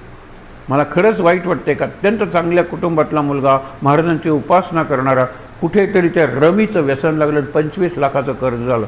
ते फेडायचं कसं, त्याला मदत कशी करायची या विचारात आम्ही आहोत. अत्यंत चांगला मुलगा म्हणून गेला ना वाया, कारण त्याला कळत होतं की हे चुकतं आहे आपलं. पण एकदम बक्षीस मिळायचं. 5 रुपये लावले 5000 मिळाले, पण नंतर 5000 लावल्यानंतर 0 मिळालं. असं ते चक्र आहे, जुगार आहे ना, ते चक्र आहे. तुम्ही बघा, शुक्रवारी येतात पणजेला सगळ्या कॅझिनोजमध्ये जायला, आणि एक टॅक्सी ड्रायव्हर सांगत होता की शुक्रवारी आणि शनिवारी मला बोलवू नका, शुक्रवार शनिवार रविवार मी बुक्ड असतो. बेंगलोरचा एक व्यापारी आहे, त्याचा मुलगा इथे येतो आणि बऱ्याच वेळेला अंडर पॅन्ट्सवर त्याला फेकून दिलं जातं बाहेर, कारण त्याच्याकडे द्यायला काहीच नाही आहे. घड्याळ वगैरे सगळं काढून घेतलं जातं, कपडे वगैरे काढून घेतले जातात, ऑल बिलॉंगिंग्स, त्याच्या वस्तू आहेत सगळ्या काढून घेतल्या जातात, आणि नंतर त्या सुंदर सुंदर दिसणाऱ्या मुली बाहेर आणून फेकतात त्याला. तरी तो पुढच्या शुक्रवारी येणार आहे. आज माझी टॅक्सी वडिलांनी सांगितलेलं आहे, तुला माहीत आहे माझा मुलगा, तेव्हा त्याचा जिवंत ठेव, फक्त त्याला बसमध्ये बसवून दे, त्याला कपडे वगैरे दे, पैसे नंतर मी पाठवेन. हे तो सांगतो ना. सगळं लुटतात, लुबाडतात. आज मी सम्राटासारखा जिंकलो, उद्या मी गुलामासारखा हरणार आहे. शिकलं पाहिजे. पण माझा धर्म काय आहे? मी माणूस म्हणून जन्माला आलो ना, तर माणुसकी हा माझा पहिला धर्म आहे. मनुष्यत्व मुमुक्षत्व म्हणतात ना, मनुष्यत्व म्हणजे मला बुद्धी मिळालेली आहे, मला ब्रेन मिळालेलं आहे. अहो, त्या झोपडपट्टीतल्या माणसाला काही कमी बुद्धी असते का? असतेच बुद्धी. परिस्थिती तशी आहे, आपण ज्याला प्रारब्ध म्हणतो ते.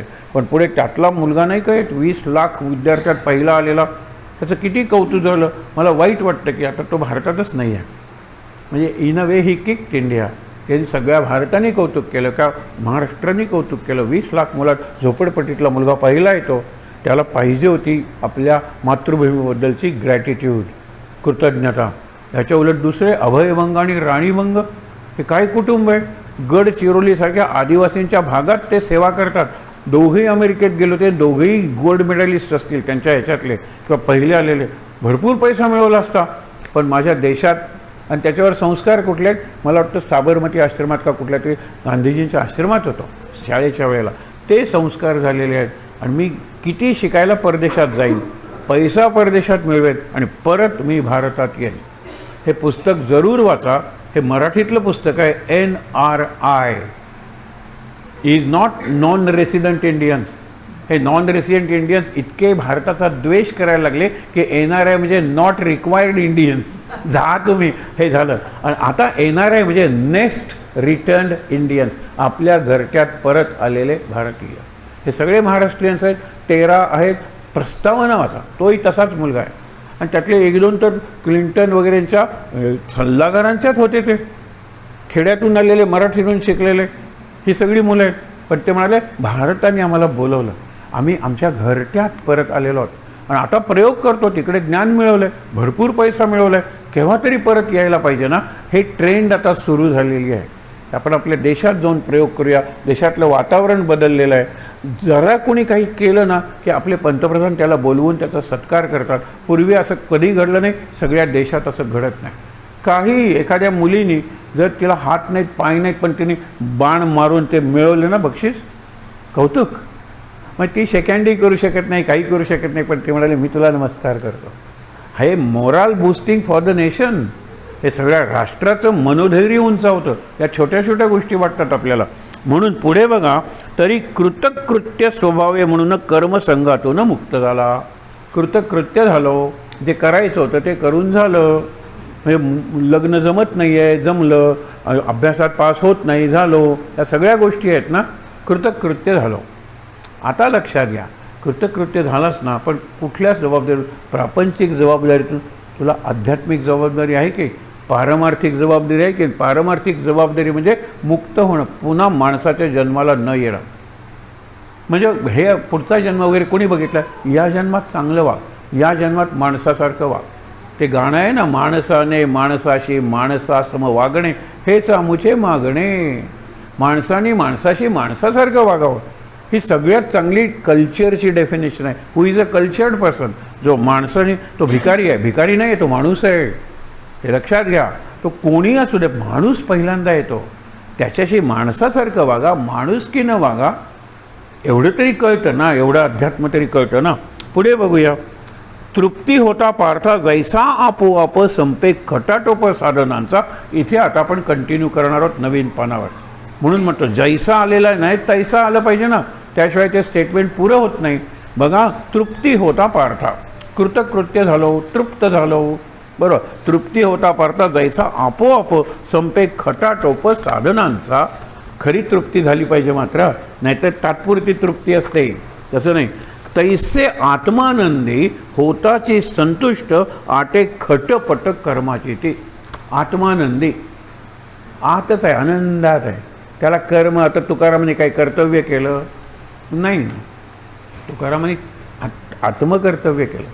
एक लक्षात घ्या हो, तो तसा अशिक्षित, त्यांच्या अभंगावर किती PhD लिहिल्या गेल्या असतील. ज्ञानेश्वरीवर झाल्या मला आश्चर्य वाटत नाही. ज्ञानेश्वरांच्या बुद्धीची उंचीच मोठी होती. हा तुकाराम त्याच्याहीपेक्षा वरचा ना. जगद्गुरू तुकाराम म्हणतात, संत श्रेष्ठ तुकाराम म्हणतात, संत सूर्य तुकाराम म्हणतात. आहेच त्याची पात्रता तेवढी. एका माणसाने, मला वाटतं तुकाराम इंग्रजीत 3दा का 2दा केलेलं आहे. काही वर्षाच्या अंतराने. तो म्हणतो मी एकानेच त्यांच्या अभंगाची 2दा भाषांतर का केली इंग्लिशमध्ये, कारण पहिल्यांदा केलं, वाचत गेलो, 10 वर्षांनी मला त्याच्यात नवीन अर्थ दिसला, मी पुन्हा भाषांतर केलं. हे गंमत बघा.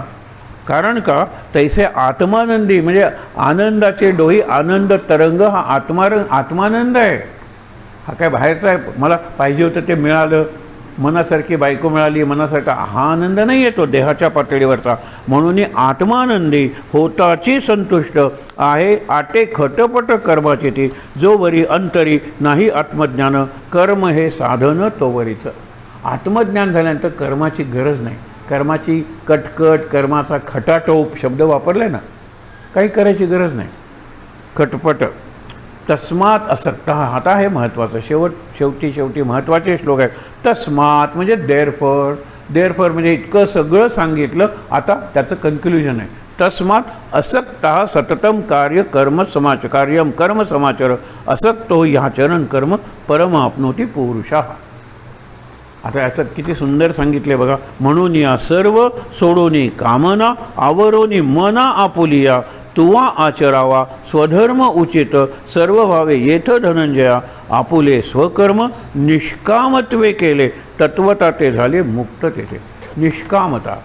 कामना म्हणजे इच्छा धरून काम करू नका. एवढं मी त्याच्यासाठी केलं का केलं, तू केलंस ना, विसरून जा. म्हणतात ना, काही काम केलं आणि दर्या में डाल, नेकी करो और दर्या में डाल म्हणतात ना. मी काम केलं आहे, काय विशेष काहीच केलेलं नाही आहे, मी काही केलेलं नाही. तो आपला स्वभाव बनला पाहिजे. सहज जाता जाता काम आपल्याकडून झालं पाहिजे इतरांसाठी. तस्मात असक्त म्हणून या सर्व सोडोनी कामना म्हणजे इच्छा, आवरोनी मना आपुलिया, तुवा आचरावा स्वधर्म उचित सर्व भावे येथ धनंजया, आपुले स्वकर्म निष्कामत्वे केले तत्वता ते झाले मुक्त येथे. तुम्ही म्हणाल ना, कामना म्हणजे इच्छाच करायची, तर काम कशाला करायचं. तो काम केल्यावर काहीतरी फळ मिळणारच आहे, त्याची इच्छा करू नको. असं कुठलं कर्म आहे सांगावर जे केल्यानंतर फळ मिळत नाही. बरं आहे की नाही, तर मग सगळं कृष्णार्पणमस्तू, खून केला कृष्णार्पणमस्तू, कॉपी केली कृष्णार्पणमस्तू, असं बरं अर्पण करता येईल. तू कर्म केलेलं आहेस त्याचं फळ मिळणारच, पण फळ असं मिळेल तसं मिळेल, इतकं मिळेल, आत्ता मिळेल, नाही, ते तुझ्या हातात नाही आहे, खरंच हातात नाही. म्हणून सांगितलेलं आहे, कर्मणैव हि संसिद्धिम आस्थिता जनकादया लोकसंग्रहमेवापि संपश्यन कर्तुमर्हसी. जनकाचं उदाहरण दिलेलं आहे. जनक हा राजा होता, नाही विद्वान होता. जनकाने अनेक विद्वानांना प्रश्न विचारायचा तो, आणि त्या प्रश्न विचारून आपण मागे बघितलेली आहे. या संदर्भात ही कथा बघूया, अष्टावक्राची. फार चांगली कथा आहे. ह्या ज्या उपनिषदातल्या कथा, अष्टावक्र गीता, अनेक गीता प्रसिद्ध आहेत, त्याच्यात अष्टावक्र गीता ही ज्ञानमार्ग सांगणारी आहे. जरा अवघड आहे, पण अष्टावक्राची कथा काय आहे हे आपण हे वाचूया आणि कथा सांगून थांबूया. काय सांगितलेलं आहे, कर्मणैव हि संसिद्धिम. कर्म केल्याशिवाय संसिद्धी म्हणजे मुक्ती, शांती, समाधी काही मिळणार नाही. कर्म करायला पाहिजे. न सोडिता कर्मे देखे जनकारिक जगी मोक्ष सुख पावलेगा. न सोडिता कर्मे, कर्म सोडली नाहीत त्यांनी. तो शुकाचार्यांना जनकाकडे पाठवलं ना व्यासानी, बाबा तुम्हीच पितामह, पिताश्री म्हणा, जास्तीच्या पिताश्री तुम्हीच मला. तो पिता वगैरे काही मानत नव्हता, म्हणूनच त्यांनी जन्म घेतला होता. मी कुणाचंही बाळ नाही आहे, माझे आईवडील कोणी नाही आहेत, ही वचन देत असाल तर मी जन्म घेतो. की 13 महिने किंवा काही जण काही वर्ष तो आईच्या गर्भात होता, जन्मच घेईना. ज्ञानी होता तो. मग ती म्हणाली, व्यासाना तुम्ही ज्ञानी आहात ना, त्याच्याशी संवाद साधा. मी साधी बाई आहे, तिचं नाव आहे अरणी. व्यास त्याच्याशी संवाद साधता. तो आहेच कोण. तो म्हणजे मी मुक्त आहे, मी जीवनमुक्त आहे, जन्मापूर्वीच मी मुक्त झालेलो आहे, म्हणून इथेच मला बरं वाटतं आहे. जन्म घेतला की मला नाते निर्माण झाले. हे कृष्णमूर्तींचं वाक्य आहे. तुम्हाला समजायला अवघड वाटेल, पण मी एक उदाहरण देऊन सांगतो तुम्हाला. To be is to be in conflict हे वाक्य आहे. तुम्हाला जगायचं आहे ना, तर यू आर इन कॉन्फ्लिक्ट. तुम्हाला संघर्ष करावाच लागेल. पहिली गोष्ट, मी हवा घेतो त्यावेळेला हवेचा माझ्या नाकपुड्यांशी स्पर्श होतो. कॉन्फ्लिक्ट आहे, संघर्ष आहे, अस्तित्व. तरी तुम्ही जमिनीला टेकलेला, जमीन तुम्हाला धरून नेते, तुम्हाला उडी मारायची, कॉन्फ्लिक्ट आहे. तुम्हाला विमानं उडवायची, कॉन्फ्लिक्ट आहे. टू बी, अस्तित्व राहायचं, जिवंत राहायचं is to be in conflict. तुम्हाला कॉन्फ्लिक्ट म्हणजे काय वाईट शब्द नाही आहे. मी आता बोलतो आहे ना तर माझ्या व्होकल कॉर्ड्स हलत आहेत, लंग्समधून जी हवा निघते ती हवा, इथे जे कॉर्ड्स आहेत बारक्या बारक्या बारके असे धागे आहेत टर्किश टॉवेलसारखे, ते हलून शब्द तयार होतात. घर्षण आहे, संघर्ष आहे, कॉन्फ्लिक्ट आहे. कॉन्फ्लिक्ट टाळी वाजवायची असेल ज्याला आहत म्हणतात, कॉन्फ्लिक्ट आहे. काहीतरी एकमेकावर आपटल्याशिवाय ध्वनी निर्माण होत नाही, कुठेतरी संघर्ष केल्याशिवाय मला काही मिळत नाही. या सगळ्या गोष्टी लक्षात ठेवा. आणि म्हणून त्यांनी सांगितलेलं आहे, न सोडिता कर्मे देखे जनकाधिक जगी मोक्ष सुख पावलेगा. म्हणून या आस्था असावी कर्मात, तेणे होय हित आणि काही. अर्जुन युद्ध करत नाही म्हणतोय ना, एवढं मोठं कर्म आहे. त्यांनी किती उदाहरण कर्माचं सांगितलेलं आहे.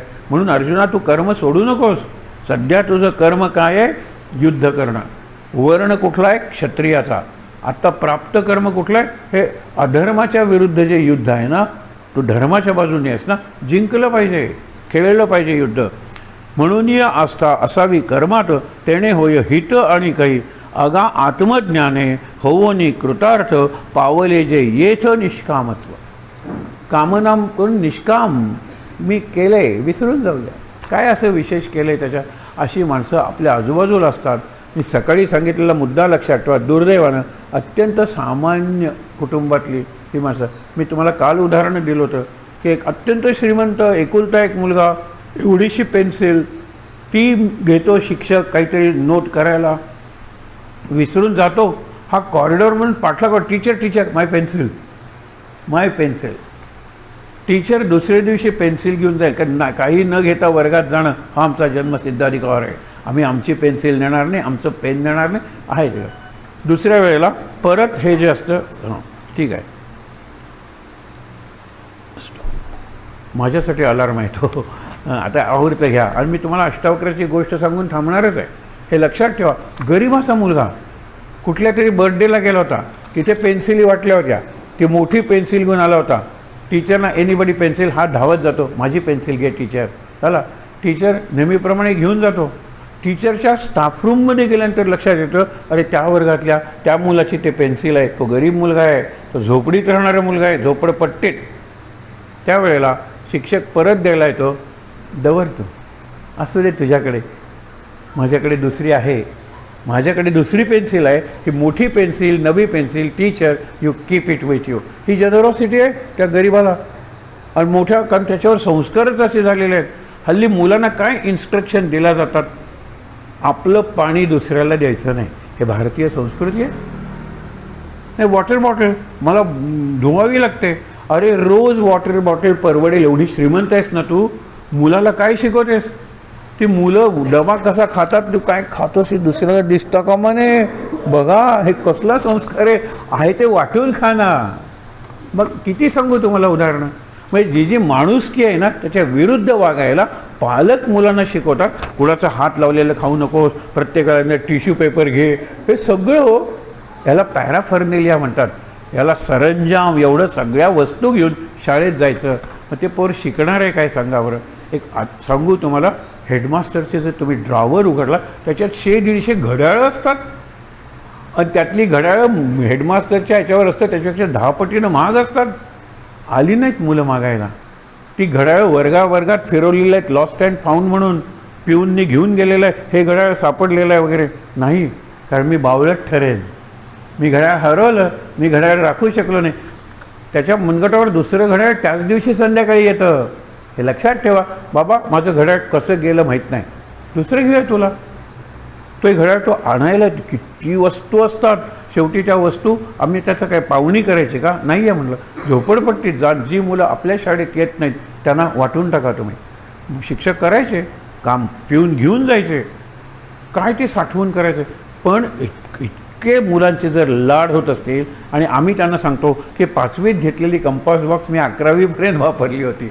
आपण म्हणतो ना, माझी पुस्तकं इतकी चांगली होती की माझ्यानंतर माझ्या धाकट्या भावाने वापरली, नंतर त्या मित्राला दिली.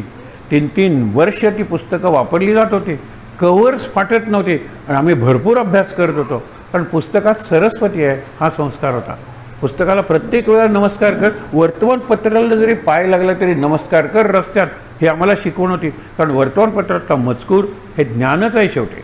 कधी चुकीची माहिती असेल पण तू करेक्ट कर ना, पण इट इज इन्फॉर्मेशन. अगदी हे संस्कार सगळे गेलेले होतं. वाईट वाटतं. Throw away culture and disposable. जशा सिरिंज एड्स आल्यापासून केवढ्या सिरिंज बघा ना, आपण जे डोसेस घेतले होते त्यावेळेला आम्ही मोठ्या केंद्रात गेलेलो होतो, तिथे ते बास्केट्स भरून म्हणलं हे काय सिरिंज आहे, द्यायचं डिस्पोजेबल द्यायचं. कारण तुझं रक्त कसलं आहे कुणाला माहीत आहे. Everything is disposable. Everything is, आपण म्हणतो ना, dispensable. No one is indispensable in this world. ते जे फॉरेन्सिकचे डॉक्टर त्यांच्या मागे लिहिलेलं वाक्य मला खूप आवडलं होतं की तुमचं बेरियल ग्राउंड म्हणजे स्मशान किंवा तुमची सिमिटरी म्हणजे ख्रिश्चनांचा सभा किंवा कब्रिस्तान इज फुल ऑफ इनडिस्पेन्सिबल पीपल.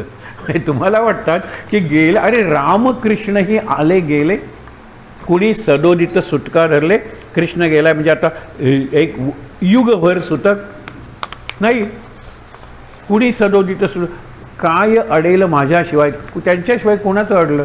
झालं, जग चालत राहिलं. आपले 2 पंतप्रधान असे मारले गेले की कल्पना नव्हती. एक तर सिक्युरिटीनीच मारला आणि दुसरा ती मुलगी छोटीशी युनिफॉर्म घालून आल्यासारखी मला ऑफर करायचे आणि तो अत्यंत जंटलमन असा तो पंतप्रधान, तो खाली वागतो आणि त्याला ती देताना ती अशी वागते आणि तिथे ती कळ आहे. तो ह्युमन बॉम्ब, पहिला ह्युमन बॉम्ब ठाणू, ती आपल्या ओरिजिनची भारतातल्या. आणि अशा वेळेला त्याचे फक्त बूट उरतात. त्या पंतप्रधानाचे फक्त बूट उरतात, बाकी काही नाही. तुकडे होऊन जातात. कारण ती तर मरतेच पण त्यालाही मारते. आता त्या पंतप्रधानांचे बूट म्हणजे पादुका आहेत का सांगा बरं. एका म्युझियममध्ये ठेवा वाटल्यास, नमस्कार करण्याचं नाही आहे ते. कारण त्याच्यासाठी फार मोठी पात्रता लागते. गांधीजींच्या तुम्ही म्युझियमला जा, त्यांच्या सगळ्या वस्तू ठेवलेल्या आहेत. पहिला तिकीट आहे, लोक थांबतात आणि मग विचारतात लहान मुलं. एक गोल रिंगचा चष्मा गांधीजी तसे वापरत होते आणि एक घड्याळ आहे, त्या घड्याळाची मोठी हिस्ट्री आहे. आपल्या यंग इंडिया आणि हरिजन 2 पत्र होती, एक हिंदीतून होतं आणि इंग्लिशमधून होतं. त्याच्यात त्यांनी सांगितलं की घड्याळ ज्यांना मिळालं असेल, चोरलं असेल म्हणाले नाही, त्याला त्याचा जास्त उपयोग असेल तर ठेवावं, नाहीतर मला घड्याळ अत्यंत महत्त्वाचं असतं. मी घड्याळाला म्हणजे वेळाला अत्यंत महत्त्व देतो. मला दुसरं घड्याळ परवडणारं नाही आहे. आपल्या देशात घड्याळ तयार होत नाही, त्यांना घड्याळ परत मिळालं. असं अनेकदा झालं असेल. कारण इतके अपील आहे, हे अपील आहे. मला सही पाहिजे ना, माझी सही घ्या, 1 रुपया द्या. त्यावेळेचा 1 रुपया. कारण त्यांनी फंड काढला होता. हरिजन म्हणून सत्कार केला, तो शब्द आता अनपार्लमेंटरी झालेला आहे. हरिजन शब्द वापरायचाच नाही. कारण आम्ही हरी मानतच नाही ना तुमचा. आम्ही निराळ्या प्रकारचे लोक आहोत. आम्ही कन्व्हर्ट झालेलो आहोत. आम्हाला नको हरी. आता दलित म्हणायचं. दलित, हरिजन शब्द गेला, वापरू नका, काढून टाकतील याच्यातून, पेपरातून वगैरे काढून टाकतात. हे माझं एक सहज उदाहरण सांगतो. 75ची गोष्ट असेल. मोठ्या माणसावर लिहित होतो, हरिजन शब्द लिहिल्यानंतर थोडं हरिजन काढून टाका. म्हटलं मग माझं हे रद्द करा, इथून पुढे मला कॉन्ट्रॅक्ट पाठवू नका. दुसरा एक कार्यक्रम होता, मनपसंत गीतं लावत होतं गीतं. ते म्हणाले हे लावायचं नाही, Savarkar is banned on AIR for a long time. सावरकरांची गीतं लावायची नाही. म्हटलं माझा हाच कार्यक्रम करू नका, पुढे मला कार्यक्रम पाठवू नका. हे काय, सावरकरांचं जयोस्त होते, different shades of love, that was my theme. आणि देशावरचं प्रेम, स्वतंत्रते, भगवते हे नाही लावायचं, कारण Savarkar band on all India radio. विचार, हे माझे अनुभव आहेत प्रत्येकाचे. मग नंतर मी ती माध्यमं सोडली. मुद्दा काय आहे की एखादी गोष्ट चांगल्या इंटेन्शननी केली तरी काळाच्या ओघात ती व्हिलनिश ठरते, तो माणूस दुष्ट ठरतो. या ओव्या फक्त बघूया आणि थांबूया. म्हणून मागा आगा म्हणून या आस्था असावी कर्मात, तेणे होय हित आणि कटे. म्हणू नका काय करायचं. आमची एक टीचर होती BEdला, तुलासुद्धा असेल ते, पहिलं वाक्य, काय पाप केलं होतं म्हणून हे शिकवायला लागलं. अरे तू, आमचं पाप म्हणून तू आम्हाला टीचर मिळाली आणि तू म्हणतेस कोणतं पाप केलं होतं म्हणून मला टीचिंग स्वीकारावं लागलं. हे पहिलं वाक्य. आणि दर लेक्चरला आम्हाला ते वाक्य पाठच झालं होतं. आणि मी BEdचा विद्यार्थी होतो त्यावेळेला. ती म्हणायला लागली की आम्ही तिचं वाक्य पूर्ण करायचं. होई नो की काय, what sin I had committed in my previous life so that I have to become teacher.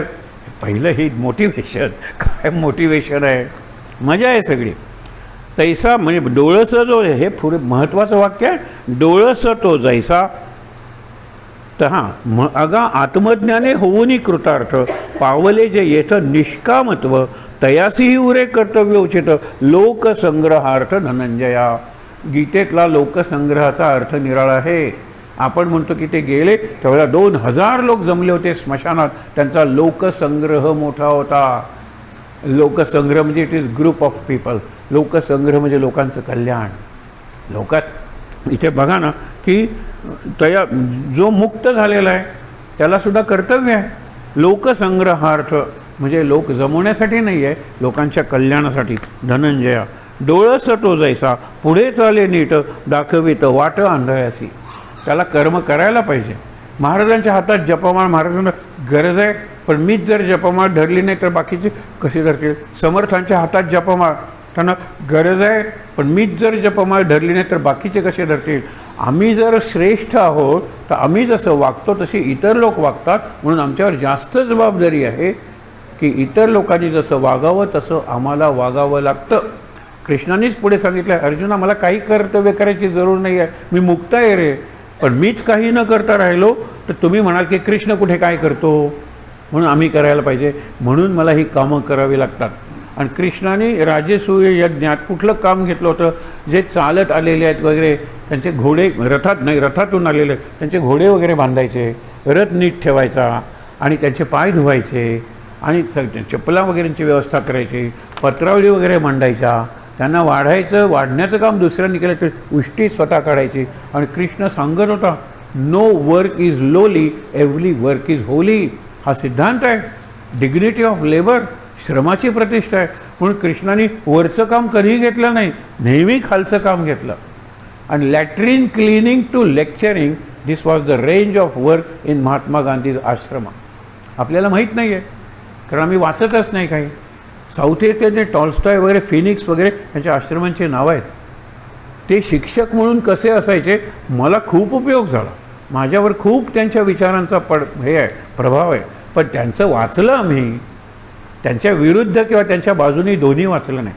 त्यांची स्तुती करणारी आम्हाला नको आहेत आणि टीका करणारी तर नकोच, कारण दोघांनीही वाचलेले नाही आहेत गांधीजी, दोघांनीही वाचलेले नाहीत नेहरू. आपण फक्त नेहरू म्हणलं की माउंट बॅटन दाखवायची, लेडी माउंट बॅटन.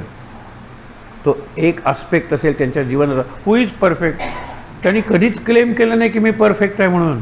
त्यांचं इंग्रजी काय होतं, ग्लिम्सेस ऑफ वर्ल्ड हिस्ट्री वगैरे सारखी मुलीला तुरुंगातून लिहिलेली पत्र आहेत, जगाचा इतिहास सांगितलेला आहे. मोठी माणसं असतात ही, इंग्रजी अप्रतिम. त्यांची आत्मकथा, ऑटोबायोग्राफी वाचलं पाहिजे, मग ठरवा ते कसे होते. ते एक आस्पेक्ट गांधीजींचं राजकीय मतं, पास ते व्हिलनच झाले, मग त्यांना मारणारा मोठा झाला. हे सगळं विचित्र आहे. आणि हे आपण सांगितलं पाहिजे, मी देशभक्त आहे पण मी ह्याला मोठा करणार नाही आणि त्याला करणार नाही. महात्म्याला मृतात्मा आणि ज्यांनी मारे करायला त्याला महात्मा नाही बनवणार. हे आपण ठरवलं पाहिजे, कारण उद्या हे बूम रँग आपल्यावरच उलटणार आहे. जसा आपण म्हणतो ना की भस्मासूर शंकरावरच उलटला, ज्यांनी त्याला वर दिला होता, आपली मुलं आपल्यावर उलटणार आहेत. आम्ही इंटरव्ह्यू घेतल्या होत्या, प्रतिभाशाली बालिका, गोव्यातली बुद्धिमान मुलगी आणि मुलगा. कितीतरी वर्ष आम्ही इंटरव्ह्यू घेतो दरवर्षी. आम्ही त्यांना मुद्दामून एक प्रश्न विचारायचो, जिवंत असलेल्या राजकारणात सर्वश्रेष्ठ कोण? मोदी. कारण सांग, माहीत नाही. जिवंत असलेल्या राजकारणात सगळ्यात वाईट कोण? सोनिया गांधी. का? माहीत नाही. पाठ करून घेतलेली उत्तर आहे ते. हे भयंकर उत्तर आहेत. प्रत्येकात काहीतरी चांगलं आहे आणि ते चांगलं जे आहे ना ते मुलांपर्यंत पोचवायचं घरी आणि विद्यार्थ्यांच्यापर्यंत पोचायचं शाळेत, तर त्यांची बॅलन्स डेव्हलपमेंट होईल. संकुचित शिकवलेली मुलं उद्या आपल्यावरच उलटल्याशिवाय राहणार नाही. हे विचार करूया, दोन्ही बाजू त्यांना सांगूया. म्हणून जाणं त्याने ऐसे करावे ना जरी कळावे ते करी कैसे मूढा. म्हणजे मला लोकांनी जे करावंसं वाटतं ते मी केलं पाहिजे. मी वाचून सांगितलं पाहिजे वाचन करा म्हणून, चांगलं अक्षर काढून सांगितलं पाहिजे अक्षर चांगलं काढा म्हणून. माझंच अक्षर घाणे दुसऱ्याला अक्षर काढा जाई ना. दुसऱ्याला म्हणून बोले तैसा चाले, अवघड आहे. चाले तैसा बोले कुठे अवघड आहे सांगा बरं. चाले तैसा बोले, मला एवढंच येतं तेवढंच मी लोकांना सांगणार. बोले तसा म्हणजे शब्द निघाला की त्याप्रमाणे वागतील. रामकृष्ण परमहंसांचं तिकडे जावंसं वाटतं, तिकडे म्हणजे बाहेर होता ना सगळा, ओपन एअर शौचाला वगैरे जायचे, मल विसर्जन, संडास ओपन होता. नुसतं म्हणलं ना की शिष्याला त्यांना तिकडे घेऊन जावं लागायचं, नाहीतर असत्य होईल, माझी जीभ विटाळेल, माझ्या तोंडून, त्यांना काही गरज नसायची त्याची. पण तोंडातून शब्द बाहेर पडला, बोले तैसा चाले, त्याची वंदावी पाऊले. आपण त्याची पाऊलं जरी वंदली नाही तर आपल्याला जे जमतं तेवढंच लोकांना सांगूया, जे आपण केलंय तेवढंच लोकांना सांगूया, जसे आपण जगतो तसेच लोकांना सांगूया. उगीच आदर्शाच्या गप्पा मारण्यात काही अर्थ नाही आहे. म्हणून शेवटची ओवी आहे, जे का अज्ञजन तयानी हा मार्ग कैसा बरे सांग ओळखावा. चांगला मार्ग आहे तो अज्ञानी कसा ओळखावा सांगा बरं. म्हणून जे ज्ञानी आहेत त्यांनी ते करून दाखवलं पाहिजे, आदर्श घालून दिला पाहिजे. डोळस जसा अंधळ्या सांगतो माझ्या मागून या, मी तुम्हाला सांगेन थांबा जरा, पुढे खड्डा आहे, डोळस जसा मार्ग दाखवतो तसं जाणं त्यांनी, म्हणजे ऑल एल्डर्स इन सोसायटी, समाजातली वडील मंडळी, ज्यांना कोकणीत आपण जाणती मंडळी म्हणतो, त्यांच्यावर केवढी जबाबदारी आहे. म्हणून कर्म तर केलंच पाहिजे, पण जी जाणती मंडळी आहे त्यांनी चांगलं कर्म केलं पाहिजे, समाजाला मार्गदर्शन केलं पाहिजे. थोडक्यात अष्टावक्रची गोष्ट बघूया आणि थांबूया. अष्टावक्राची फार त्याला शाप दिलाय, कळत नसताना त्याच्याच वडिलांनी. काय झालं होतं, वडील कहोड ऋषी, कहोड नाव विसरा, त्यांचं गुरुकुल होतं आणि ते शिकवत होते, काही व्याकरण वगैरे काही शिकवत असते. त्यांच्या तोंडून चूक झाली आणि कोणीतरी हां करून हसलं. कोण हसलं त्यांनी विद्यार्थ्यांना विचारलं, शिष्यानं, कोणी तयार झालं नाही. परत ते म्हणायला लागले आणि परत त्या ठिकाणी नंतर तीच चूक झाली, कुणीतरी पण असं 3दा झालं. ते म्हणाले, मुलांच्यात एकी असत्या, जर एखाद्याने चूक केली तर कोणीही सांगत नाही, दे आर ऑल वन. मग ते शाप देतात. तुम्हाला एक गंमत सांगतो, आमची प्रिन्सिपल होती, अत्यंत चांगली शिकवायची सायकॉलॉजी. मेथॉडॉलॉजी हा शब्द आहे, ती मेडॉथॉलॉजी म्हणली. हां, लोक हसले. परत आले, परत मेडॉथॉलॉजी. असं 3दा झाल्यानंतर ती स्वतःवरच चिडली, म्हणली, can't I pronounce that word methodology. मजा असते ती. एकदा आपण म्हणतो ना टंग टाईड, जीभ बांधली जाते, स्लिप ऑफ टंग, जिभेकडून चूक होते, या सगळ्या गोष्टी आहेत. तसं त्या कहोड ऋषींचं होत होतं. त्यांनी शाप दिला, तुमच्यापैकीच कोणीतरी हसलेला आहे आणि त्याला मी शाप देतो की तो 8 ठिकाणी वाकडा होईल. मग त्याचे डोळे वाकडे होतील, त्याचे ओठ वाकडे होतील, त्यातून दात बाहेर येतील, त्याला पाठीला कुबड येईल, त्याचे पाय फेंगडे होतील, हे सगळं 8 ठिकाणी तो वाकेल. अष्टावक्र भव. त्यावेळेला त्यांची बायको जी शेजारच्या झाडाकडे बसलेली असते, काहीतरी चांगलं आपल्या गर्भाच्या खाली पडावं, ती रडत झोपडीत जाते निघून. यांना विशेष वाटतं. ते येतात आणि तुला रडायला काय झालं. ती म्हणाली, माझ्या आत जे बाळ आहे ना ते हसत होतं. ते हसत होतं. I felt that sound. पण मी काय सांगणार, बाळ हसते आणि तुम्ही तर आपल्या बाळाला शाप दिलेला आहे. ते म्हणाले, मग शाप दिलाय तर वरही मी देईन. आणि पोर जन्मतं ते 8 ठिकाणी वाकडं. हा अत्यंत ज्ञानी होईल, कारण त्याला खेळायला कोणी घेत नसतं. त्याला 8 ठिकाणी वाकड्या, अंग वाकड्या, दात वाकड्या असेच लोक म्हणत होते. हा एका ठिकाणी बसून विचार करायला लागला आणि विचार करायला लागल्यामुळे तो ज्ञानी झाला. एकच प्रसंग त्यांच्या जीवनातला सांगतो आणि थांबतो. फार तेजस्वी प्रसंग आहे. जनक ऋषी आत्ता सांगितलं, त्यांच्याकडे ते म्हणतात ना पार्लमेंट ऑफ द लर्नेड, म्हणजे विद्वत सभा, विद्वत परिषद, विद्वानांचे बोलायचे. आणि जनक एवढा हुशार होता, त्याला काही प्रश्न पडायचे आणि ते प्रश्न तो जाहीर करायचा. या प्रश्नाचं उत्तर माझं समाधान होईल असं जो देईल त्याला भरपूर बक्षीस. जे भाग घेतील त्यांनासुद्धा मी दान देईन, जमीन देईन, दागिने देईन, गायी देईन, सगळं देईन. पण एक आहे, इथे आल्यानंतर माझं समाधान होईल तोपर्यंत कोणी घरी जायचं नाही. हे आपल्या आश्रमाला काहीतरी मदत मिळावी म्हणून त्याचे ऋषी, त्याचे वडील कहोड जनकाच्या दरबारात येतात आणि जनकाने प्रश्न विचारलेला आहे. त्या प्रश्नाचं उत्तर कोणालाही येत नाही आहे आणि हे अडकून पडलेले आहेत. आई म्हणते की अरे तुझ्या वडिलांना काय झालं, कारण त्यावेळेला सगळाच प्रवास रानातून, वाघाने वगैरे खाल्लं तर नाही ना, तो म्हणतो मी जातो बघायला कुठे गेलेत बाबा ते. त्यावेळेला ती म्हणते की अगं अरे कसाही असलास तरी तू माझा आधार आहेस. नाही नाही, मी बाबांना परत घेऊन येतो की नाही ते बघ. हा विचारत विचारत जातो. वाटेत पालखी येत असते जनक राजाची आणि हे असं वाकडं ध्यान उभं असतं. पालखी थांबते. त्यावेळेला जनक म्हणतो काय झालं. नाही नाही, एक विचित्र पण तेजस्वी मुलगा उभा आहे रस्त्यात. त्यावेळेला तो म्हणतो अपसर अपसर, बाजूला हो बाजूला हो, राजाची पालखी जाते कळत नाही का. त्यावेळेला तो म्हणतो राजा हे तू कुणाला म्हणलास. माझ्या देहाला म्हणला असतील तर देहाला हलवावा लागतो. आत्म्याला म्हणला असतील तर आत्म्या सर्वव्यापी आहे, त्याला हलवणार कुठे. आकाशाला कुठे हलवणार आहोत सांगा बरं. वाऱ्याला कुठे हलवणार आहोत. अग्नीला अग्नीचे मेणवाट इकडून तिकडे नेता येईल, अग्नी कसा हलवणार आहोत. दगड इकडून तिकडे हलवता येईल कारण तो कॉन्क्रीट आहे. तसं त्या आकाशापेक्षा सूक्ष्म जो आत्मा आहे जो सगळीकडे पसरलेला आहे अपसर म्हणून, त्याला कुठे जायला सांगता. आणि देहाला असेल तर देह जड आहे, मेल्यानंतर पोचवावं लागतं. बघा अशा वेळेला राजा पालखी थांबून खाली उतरतो. तुम्ही कोणीतरी विद्वान दिसता. तो म्हणतो नाही नाही नाही, मी एका दुसऱ्याच कामासाठी आलेलो आहे. त्यावेळेला उद्या माझ्या दरबारात या आणि माझ्या प्रश्नाचं उत्तर द्या. इतके ऋषी जमलेले आहेत, इतके महिने ते चर्चा करत आहेत, पण माझ्या प्रश्नाचं उत्तर काही कोण देत नाही आहे.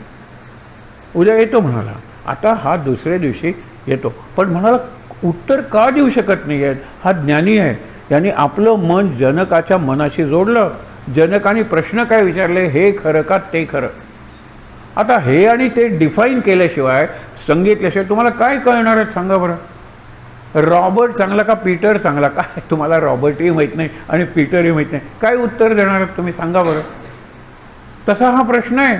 ना शेंडा ना बुडका, it doesn't have root and doesn't have top. काय प्रश्न देणार आहात. म्हणतात पैरही नाही और पंख भी नाही, नो लेग्स नो विंग्स. या प्रश्नाचं उत्तर कसं देणार.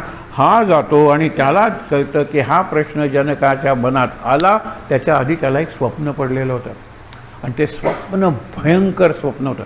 जनक हा लोकप्रिय राजा होता.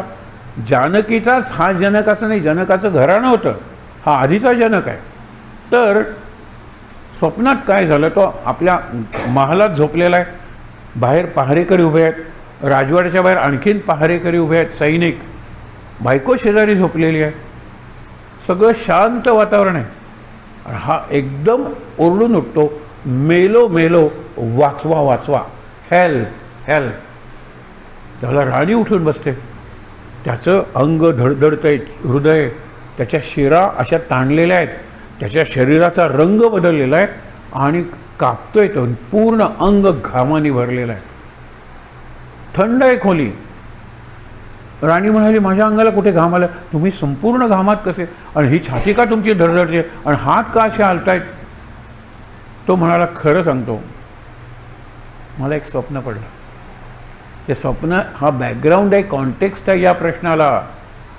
शेजारच्या राजाने आपल्या राज्यावर आक्रमण केलेलं आहे. तुम्हाला सगळ्यांना त्यांनी पकडून ठेवलेलं आहे. जीव वाचण्यासाठी मी पळतोय पळतोय पळतोय. अशा वेळेला पळत पळत असताना मला भूक लागते. बाजूला खायला काहीही नाही आहे. इतक्यात एक साधू येतो, म्हणतो तुला भूक लागली आहे ना, चल इथे एक मंदिर आहे, मंदिरात जत्रा आहे आणि सगळ्यांना जेवण आहे, तुला जेवायला मिळेल. मोठी रांग असते. मी उभा असतो. अरे पण घेणार कशात. प्रत्येकाच्याकडे भांड आहे आणि गरम गरम खीर आहे. ती खीर जर मी हातात घेतली तर कशी घेणार आहे. ही अडचण शेजारच्या साधूला कळते. तो म्हणतो माझ्याकडे 2 मडकी आहेत. सगळं स्वप्न आहे. हा हे 2 मडकी आहेत, एक मी तुला देतो. मग ह्याच्या मनात दुसरा प्रश्न येतो, माझ्या आधी खीर संपली तर मला भुकेने. हा सगळा विचार आहे. इतक्यात त्याच्या मडक्यात खीर वाढली जाते. इतक्यात लोक ओरडायला लागतात की वाचवा स्वतःला, बाजूला व्हा. एक मत्त झालेला बैल सुटलेला आहे, त्याच्या मार्गात आला तर तुम्हाला शिंगावर घेऊन मारल्याशिवाय राहणारच नाही. हा राजा एवढा थकलेला आहे. सगळेजण घाबरून दूर होतात. या गडबडीत त्याचं ते मडकं खाली पडतं, फुटतं. ती खीर सगळी मातीत मिसळते. त्या क्षणी तो ओरडून उठतो की मेलो मेलो, वाचवा वाचवा. हे सगळं या अष्टावक्राला दिसतं. कुणी कॉन्टेक्स्टच पाहिला जात नाही, लक्षात ठेवा. ओन्ली टेक्स्ट टेक्स्ट आणि टेक्स्ट. आणि हल्ली टेक्स्ट काय झाले, टेक्स्टबुक वाचायचंच नाही, शिक्षकांनी फळ्यावर दिलेले प्रश्न उतरवून घ्यायचे, तेवढाच अभ्यास, तेच टेक्स्ट झालेलं आहे. सगळ्यात जाऊ दे, इथे हा विचार करतो. अशा वेळेला तो प्रश्न विचारतो दुसऱ्या दिवशी दरबारात. मग सगळे लोक येतात, ते खरं का हे खरं? मी माझ्या खोलीत झोपलो होतो, शेजारी राणी होती, माझं राज्य, माझा महाल सगळं होतं तेवढं होतं, ते खरं का मला ते स्वप्न पडलं ते खरं? कारण त्याचे सगळे परिणाम माझ्या देहावर दिसत होते. मला घाम आला होता, माझी छाती धडधडत होती, माझ्या शिरा अगदी तणतणल्या राहिलं. विचार करा तुम्ही, ते खरं का हे खरं? त्यावेळेला ह्याला उत्तर मिळालं त्याचं. आणि उत्तर देण्यासाठी हा ज्या वेळेला आला दरबारात, त्यावेळेला सगळ्यांना हा दारात उभा राहिलेला आहे असा सगळेजण हसले. हसल्यानंतर त्याचा जो प्रश्न आहे ना तो ऐतिहासिक आहे. हे राजा, तू मला विद्वानांच्या सभेत बोलवलंस का चांभारांच्या सभेत बोलवलंस, चर्मकारांच्या? सगळेजण स्कॅन्डलाइज झाले. आम्ही एवढे विद्वान, ऋषी, कुलगुरू, आणि आम्हाला चर्मकार म्हणतोस तो? राजा म्हणतो की का असं विचारताय? म्हणाले, मी कोण त्यांना माहीत नाही, माझं नाव गाव त्यांना माहीत नाही, माझ्या शिक्षणाबद्दल त्यांना नाही, हे उत्तर मी देऊ शकेन की नाही याची त्यांना कल्पना नाही. नुसतं माझं कातडं 8 ठिकाणी वाकलेलं बघितलं. कातड्याची स्पर्धा जो परीक्षा करतो तो चांभार नाही का, तो चर्मकार नाही का? माझं चर्म बघितलं, चर्म म्हणजे चामडं 8 ठिकाणी वाकलेलं, आणि त्याला हे हसले. माझी बुद्धी, माझं मन, माझ्या भावना, माझ्या कल्पना, माझे विचार, माझी वाद घालण्याची क्षमता कुणाला माहीत आहे? बाहेरच बघून हसले. सगळ्यांनी माना खाली घातल्या. हा आहे कोण बघायला? कहोड ऋषी. म्हणजे त्याचे वडील बघतात, हे ध्यान इथे कशाला आलं, म्हणून मान आणखीन खाली घालतात. कळायला नको की हा आपला मुलगा आहे म्हणा. अशा वेळेला तो पुढे येतो आणि सांगतो, राजा, ते खरं असेल तर हे खरं आहे, आणि ते खोटं असेल तर हे खोटं आहे. हे माझ्या प्रश्नाचं उत्तर आहे. आत्ता तुला हे खरं वाटतंय ना, हे स्वप्न आहे, आणि स्वप्न वाटतं ना ते खरं आहे. ते खरं असेल स्वप्न, कारण तू म्हणतोस की माझ्या शरीरावर सगळ्याची चिन्ह दिसली, मग ते खरं आहे ना, तेवढंच हे खरं आहे. आत्ता तू सिंहासनावर आहेस, कायम राहशील असं नाही. त्याला आक्रमणच करायला पाहिजे नाही, मरशील सुद्धा, तुला सिंहासन सोडावं सुद्धा लागेल. अरे तुझी मुलंच तुझ्या विरुद्ध काहीच, हे स्वप्न आहे. ते जर स्वप्न असेल तर हे स्वप्न आहे, आणि ते जर सत्य असेल तरच हे सत्य आहे. हे उत्तर आहे त्याचं. सगळेजण म्हणतात, साधू साधू, काय छान, वाह वाह वाह वाह. आणि मग कोण उभे राहतात, तो माझा मुलगा आहे. आता उभा राहून तो बाप सांगतो. आणि तिथे उदाहरण आहे सगळ्यांच्या देखत, बाप आपल्या मुलाला नमस्कार करतो. वडिलांनी मुलाला नमस्कार करायला सांगितला आहे. जर मुलगा ज्ञानानं, अनुभवानं, तपश्चर्यानं श्रेष्ठ असेल तर. अनुभव, ज्ञान आणि तप याच्यात श्रेष्ठ असेल. वडिलांनी, आईनं मात्र कधी नमस्कार करायचा नाही. मुलगा किती मोठा झाला तरी आईपेक्षा मोठा होणार नाही, कारण मदर कॅरीड हिम 9 months बिफोर बर्थ. आणि कॅरियर आहे ना तो श्रेष्ठच आहे. विचार करा तुम्ही. आणि मग म्हणतात, तू का आलास? आई तिकडे वाट बघते हो. बाबा चला तुम्ही. उत्तर मिळालं, म्हणजे सगळ्यांचा सत्कार झाला. याला असं बक्षीस मिळालं. ते म्हणाले, तुमच्या आश्रमाचा पत्ता सांगा. तिकडे हजारो गाई बैल आणि त्यांच्या शिंगांना सोन्याची टोपणं असं वर्णन केलेलं आहे. तिकडे अलंकार वगैरे, तुम्हाला भरपूर जमीन तुमच्या आश्रमाला जा. आता हे वडील, मी शाप दिलाय ना तर मी वरदानही देणार आहे त्याला. नदी लागते वाटेल, नदीत म्हणतात, आज मी तुला आंघोळ घालणार आहे. मुला, मी मोठा अन्याय केला, जन्मापूर्वी मी तुला शाप दिला, आता माझी सगळी तपश्चर्या वापरून बघ. म्हणून त्याचे अंग पाण्यात असं मसाज करता करता तो तेजस्वी होतो. ते त्याला घेऊन येतात घरी. त्यावेळेला बायको म्हणते की तुम्ही आलात आणि हे कोण आणलं आहे? तुम्हाला शोधायला गेला आहे आपला मुलगा. त्यावेळेला तो मुलगा आईला नमस्कार करून म्हणतो, आई तोच मी. असा कसा झाला? बाबांनी शाप दिला होता, बाबांनीच मला शापमुक्त केला. ही अष्टावक्राची कथा आहे. ही याचा पुढे संदर्भ येणार आहे, म्हणून तुम्हाला सांगितलं की केवळ बाह्यावरून जाऊ नका, आत. आणि मग आपण काय म्हणतो, ऊस डोंगापरी रसन होय डोंगा. ऊस दिसायला किती वाईट दिसतो, तो काळा, त्याच्यापेक्षा बांबू चांगला दिसतो. पण ऊसातला रस काय काळा आहे, रस काय कुरूप आहे. काय भुललासी वरलिया रंगा, काय भुललासी वरलिया ढंगा. आणि काय भूललासी वरलिया सोंगा चोखामेळ्याने विचारलेला आहे. नदी वेडीवाकडे जाते पण पाणी हातात घेतल्यानंतर ते वेडवाकडं आहे. तसं माझं शरीर वेडवाकडं आहे. मी दिसायला कुरूप आहे, काळा असेल, पण माझं मन वाकडं आहे, माझं मन कुरूप आहे नाही. ते महत्त्वाचं आहे. अंतरंग महत्त्वाचं आहे, बहिरंग महत्त्वाचं नाही. आणि सध्याच्या काळात बहिरंग आणखीन मेकअप म्हणजे what is not is made up. मी काळी आहे, चला गोरी दिसूया. मी बुटका आहे, चला उंच दिसूया. म्हणजे what is not there is made up. त्याला मेकअप म्हणतो. मेकअप आर्टिस्ट, मेकअपचे सगळे सलोन्स, निरनिराळे ब्युटी पार्लर्स, हे सगळं बाहेरून बाहेर आहे. नको, आत करूया. म्हणून रामदासांची एक ओवी थांबूया की चातुर्ये शृंगारे अंतर आणि अलंकारे वस्त्रे शृंगारे शरीर. दागिने घातलेत, वस्त्र घातलेत, शरीर शृंगारलं, पण चातुर्य तपश्चर्या ज्ञान असल्याशिवाय अंतरंग सुधारणार नाही. आणि अंतरंग सुधारल्याशिवाय आपण माणूस म्हणवायला योग्य नाही आहोत. तेव्हा एवढं आपण लक्षात ठेवूया. अंतरंग सुधारलं पाहिजे, त्यासाठी अभ्यास, त्यासाठी हे सगळं करतो. हे केंद्र आपल्याला एक कामधेनू मिळालेली आहे. मी तरी तसा विचार करतो. आज मी माझ्या मित्राला सांगितलेलं आहे की 10तले किती मार्क्स तू आमच्या केंद्राला देशील, कारण हा संपूर्ण कार्यक्रम तू बघितलेला आहेस आणि सूचना असतील तर निर्भयपणे त्या सांग. तो सांगेल उद्या मला. पण हे केंद्र मला निराळंच वाटतं.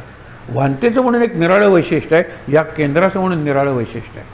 इथे आपण इंटेन्सली अभ्यास करतो तेवढा वांतेला करावा, कारण वांतेला बराचसा येतो. निरनिराळ्या प्रकारचे लोक असतात, प्रत्येक वेळेला निराळे लोक असतात, म्हणून बऱ्याच गोष्टी पहिल्यापासून सांगाव्या लागतात. इथे आपण येतो ना परत परत शाळेत आल्यासारखे.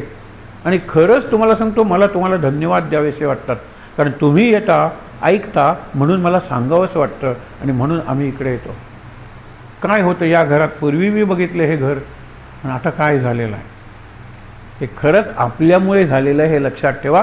सकाळी जी ओवी सांगितली होती की तुम्ही नाईक आहात, शब्द नाही वापरलेला, पण तुम्ही मालक आहात, तुम्ही स्वामी आहात, तुम्ही राजा आहे, मी तुमचा सेवक आहे, हे ज्ञानेश्वर म्हणतात. एथ जी उरले पायिक म्हण तुमचेनी केले, धर्मकीर्तन हे सिद्धीस गेले. तुम्ही आला नसता तर ज्ञानेश्वरी कोणाला सांगणार होतो? तुमच्यामुळे मी ज्ञानेश्वरी सांगितली. तुम्ही कोणात? तुम्ही स्वामी आहात. येथ माझे जी उरले पायिक, पण पायिक म्हणजे नोकर, गुलाम, हे नातं असतं. श्रोता वक्ता श्रीराम समर्थ. श्रोता श्रीराम आणि वक्ता समर्थ म्हणजे रामदास. मी रामदास आहे, तुम्ही साक्षात राम आहात. महाराज नमस्कार करायचे तसं मी करतो. आहेत त्या ठिकाणी जरा ताठ बसून डोळे मिटूया, शांत. श्लोक म्हणूया आणि सदा सर्वदा आणि शांतिपाठ. सदा सर्वदा योग तुझा घडावा, तुझे कारणी देह माझा पडावा. उपेक्षू नको गुणवंता अनंता, रघुनायका मागणे हेची आता. जय जय रघुवीर समर्थ. ओम सहनाववतु सहनौ भुनक्तु सह वीर्यं करवावहै. तेजस्विनावधीतमस्तु मा विद्विषावहै. ओम शांति शांति शांति. डोळे बंदच ठेवून 3दा दीर्घ श्वासोच्छ्वास. Deep breathing 3 times. शांत.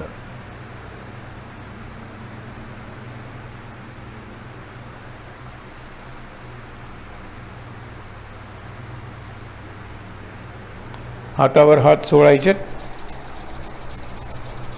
ते हात चेहऱ्यावर डोळ्यांवर सोडायचे. अगदी सावकाश डोळे उघडून समोर जे राम, सीता, लक्ष्मण, हनुमान, रामदास, आपले महाराज आणि मुख्य म्हणजे स्वामी स्वरूपानंद, सर्वांचं दर्शन घ्यायचं आहे आणि इथे जमलेल्या सर्वांना नमस्कार करायचा आहे. शांत आनंद महाराज महाराज महाराज. सर्वांना नमस्कार.